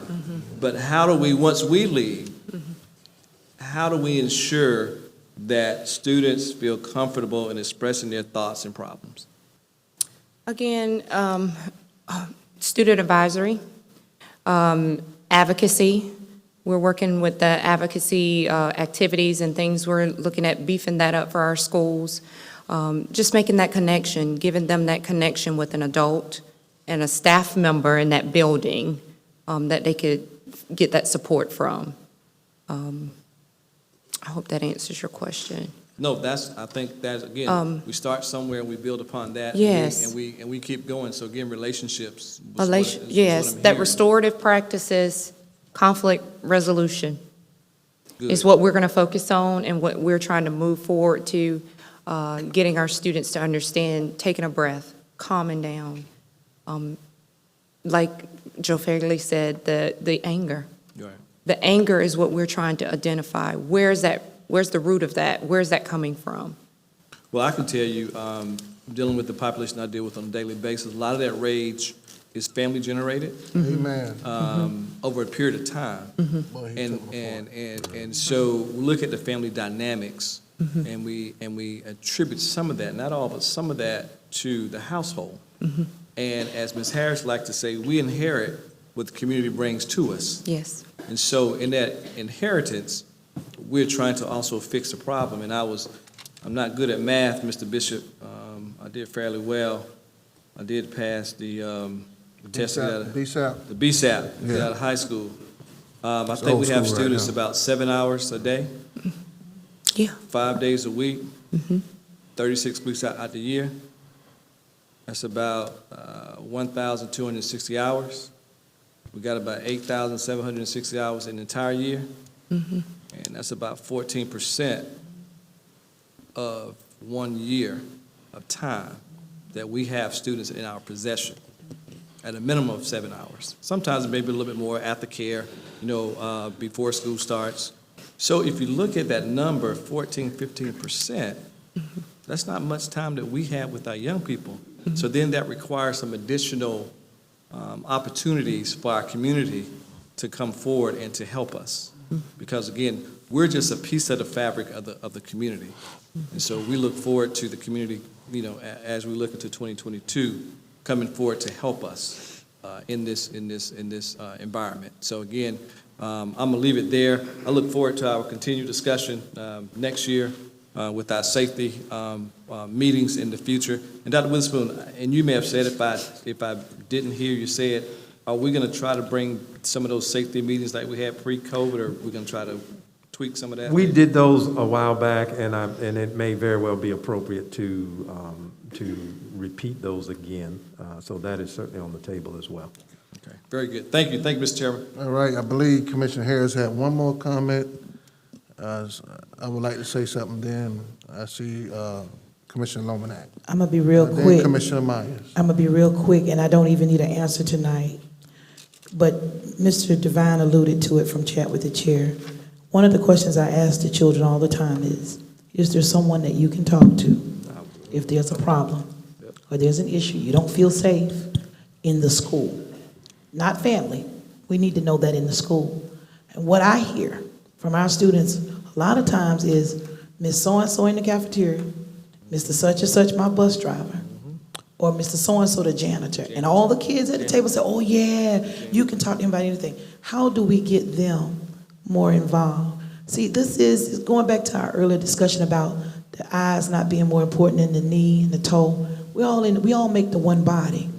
If the kids are telling us as a board that I feel more comfortable talking to my bus driver, why are we not giving additional support there, Dr. Witherspoon, some sort of training to help us identify issues and concerns, if you get what I'm saying? I want to say that, and then my other point is campus monitors. You don't have to answer this tonight, Dr. Witherspoon, but what is the real role of the campus monitors? Because I see them sometimes carrying boxes for principals in classrooms with teachers. And I would think that a campus monitor monitors the campus. So I want to know how that feeds into the safety piece. Like I said, you don't have to answer that tonight because there's going to be more discussion. But this is just food for thought, because truth be told, as you can see, we can talk about this all night. It is a grave concern of this board right now. It's been all along, but it's not getting any better. So we need to know, if everybody's on the team, who's on the team. So we'll know, okay, we got campus monitors, they do this. Our bus drivers are helping with this. Our cafeteria workers, they see something that's out of place, they can go to the principal and say, hey, little Susie didn't seem right. Or, I'm telling you, these kids, they're talking to us. And I feel like a psychiatrist without the degree, because a lot of times, and it was in that room with us, there are things that brings tears to our eyes as board members of what these kids are dealing with. And I just think that it's high time, Mr. Chair, as a collective district, we come together and support the total child. And I think it helps with safety. When you feel comfortable around people, it makes a difference. You feel you can let your hair down. You tell things. I remember kids tell us, the guy gonna be here in a so-and-so car, he got a gun. The things that we've had happen, Fraley's. We have to keep that going. But we have to get everybody on board. And I'm gonna be quiet. No more. Mr. Devine, I think you were spot on when you spoke about anger. And I was writing my notes down while Ms. King was talking about, addressing the whole student. And I wrote the statement, is anger situational or is it generational?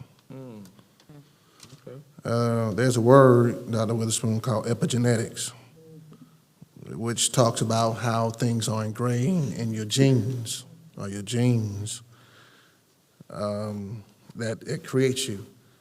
And, it's been studied that a person gets angry 15 times a day. That means a lot of us get angry a lot.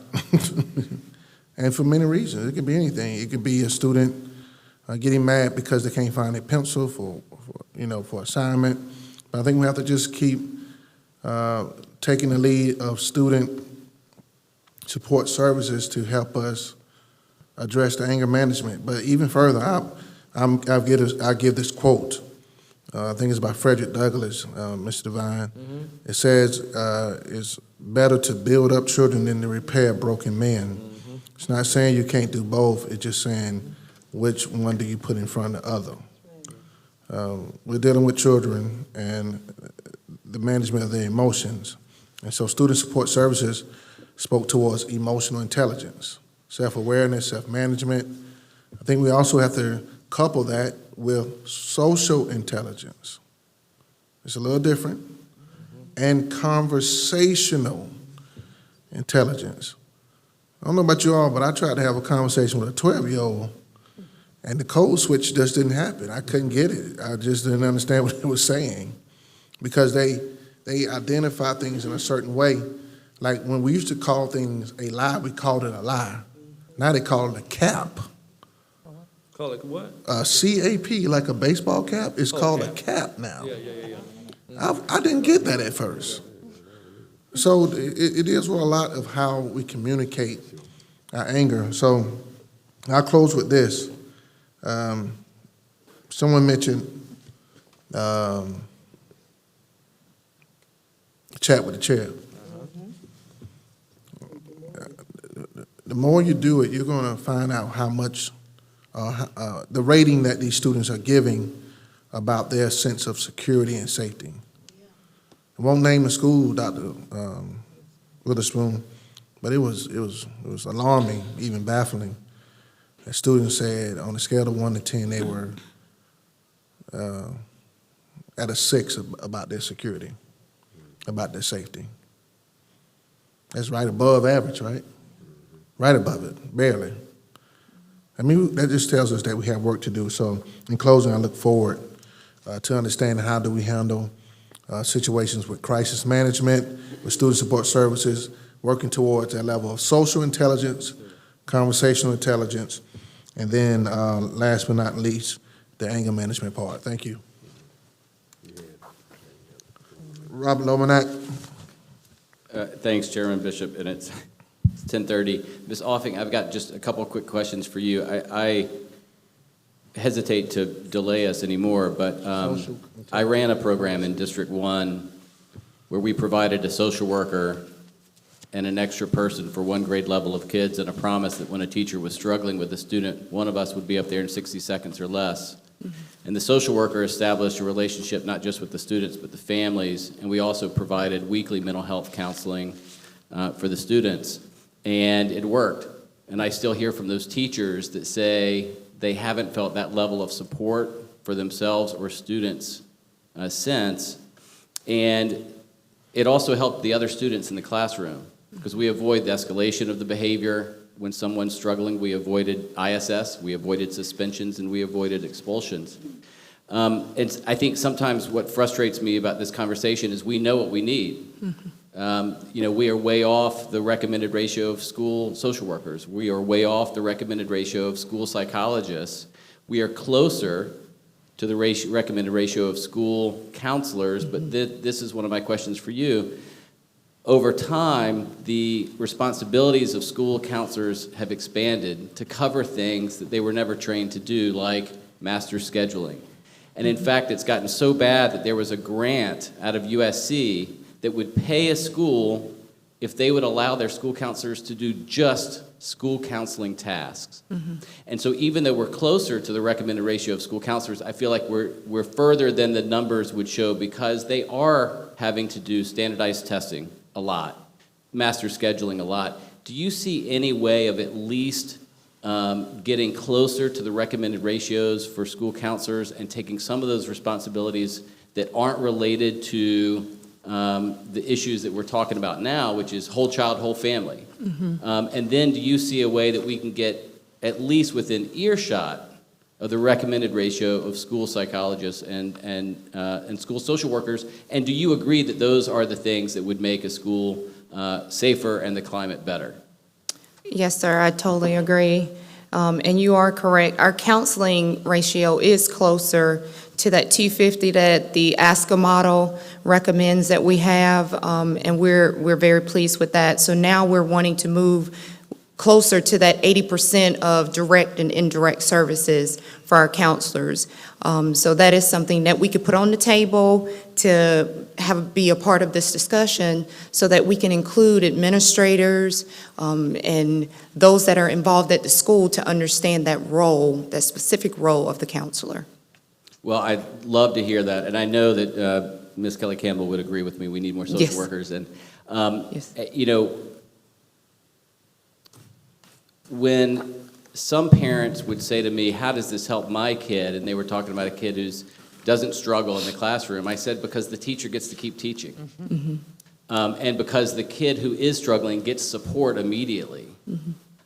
And they started nodding their heads and said, "Yeah, I would like for my kid not to come home and say so-and-so was struggling, but there was nobody in the building who had the capacity to address it for 30 minutes. We would see that over and over and over. So I would encourage us, as we talk about this, there are people that have studied this. We know it. We now know the science of trauma and its impact on brain development. Chairman Bishop talked about epigenetics. We are now studying whether trauma is in some ways kind of handed down generationally, or at least the impacts.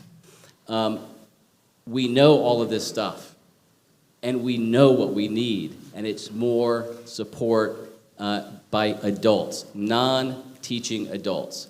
And if we do not put more non-teaching adults in our schools, we will always be focused on discipline and law enforcement on the back end. And I see Sheriff Lott now doing just the opposite over and over and over, and involving non-law enforcement strategies. So I would hope that we will really begin to look at how do we provide more school counselors, or at least give them the freedom that you were just talking about, but then also we've got to have more social workers, we've got to have more mental health counselors, more school psychologists.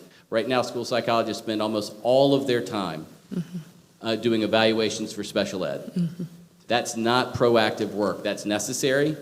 Legally, we got to do it, and it's important, but that's not proactive work. That's not addressing the things that we're talking about today. And lastly, when we talk about whole family, the relationships with families is really simple.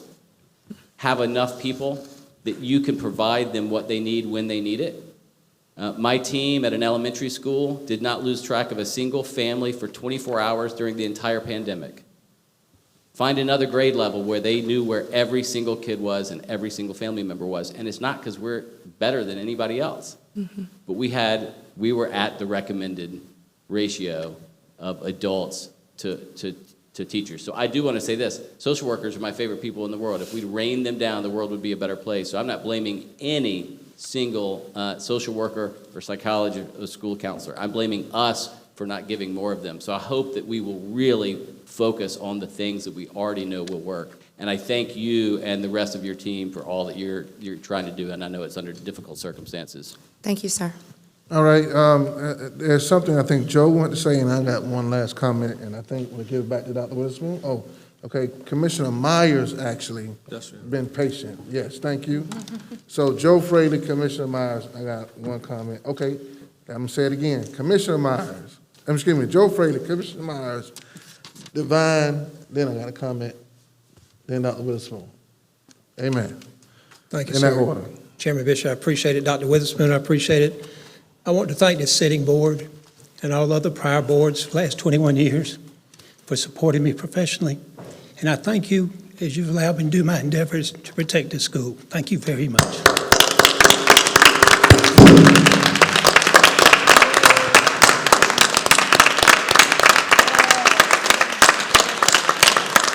Will you still come see us on your horse? Say again, I'm sorry. Will you still come see us on your horse? We'll see. At least your Jeep, right? Hey. Thank you, Joe. Thank you. Commissioner Myers. All right, real quick, I just want to talk a little bit about adapting. One statement I didn't hear anyone talk about is adapting. Most students in these classrooms is adapting to the situations that's going on in the classroom. That's good behavior or negative behavior. They have to adapt to the situation. So we have to fix that issues. And I do want to talk a little bit about the communications. We have parents that are concerned about when they're receiving their communications. And I know due to COVID, it keeps us busy with getting that information out with communication. However, with these violence picking up and gun violence, social media violence, I think it's very important that we do look at our process of communications or even giving us an idea of or outline how it's work. So we'll have a better platform, explain it to the community how it's being worked. Just looking back at the communication can help because the community is asking for better communications. And I believe we're doing everything impossible to fix the issues, but just educating our Richland One family how the communication works probably will help that process as well. But most importantly, I just want to thank y'all too for the information. We had definitely need that information tonight. All right, Mr. Devine.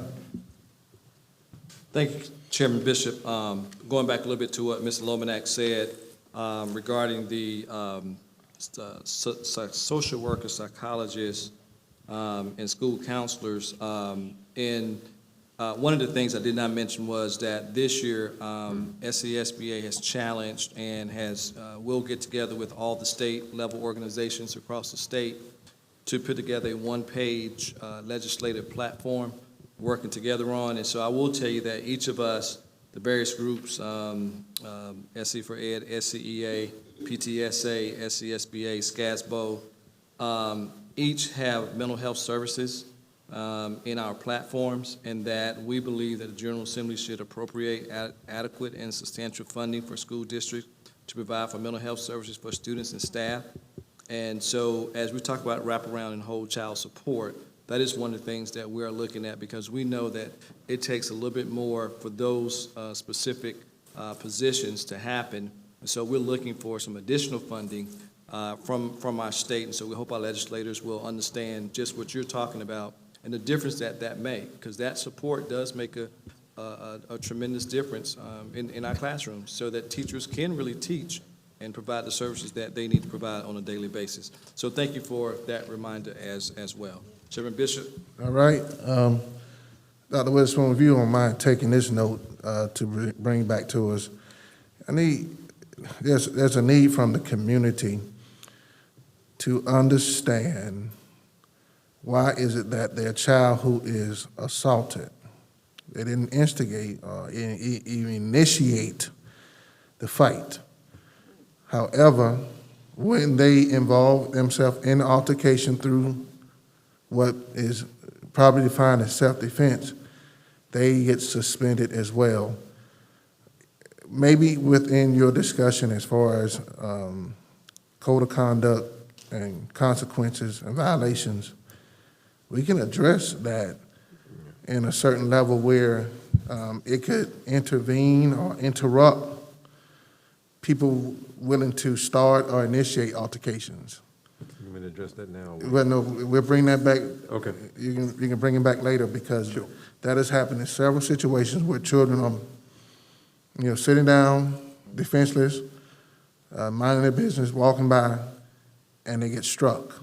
And when they come to their instinct and their senses, they respond. And they were suspended just like everyone else due to the need for an investigation.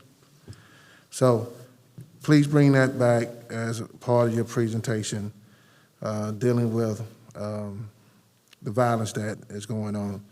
And I think if there isn't any other comments, Dr. Witherspoon, you can close out your superintendent's report. Thank you, Mr. Chair, members of the board. Again, I want to reiterate that, again, this is our last meeting for winter break.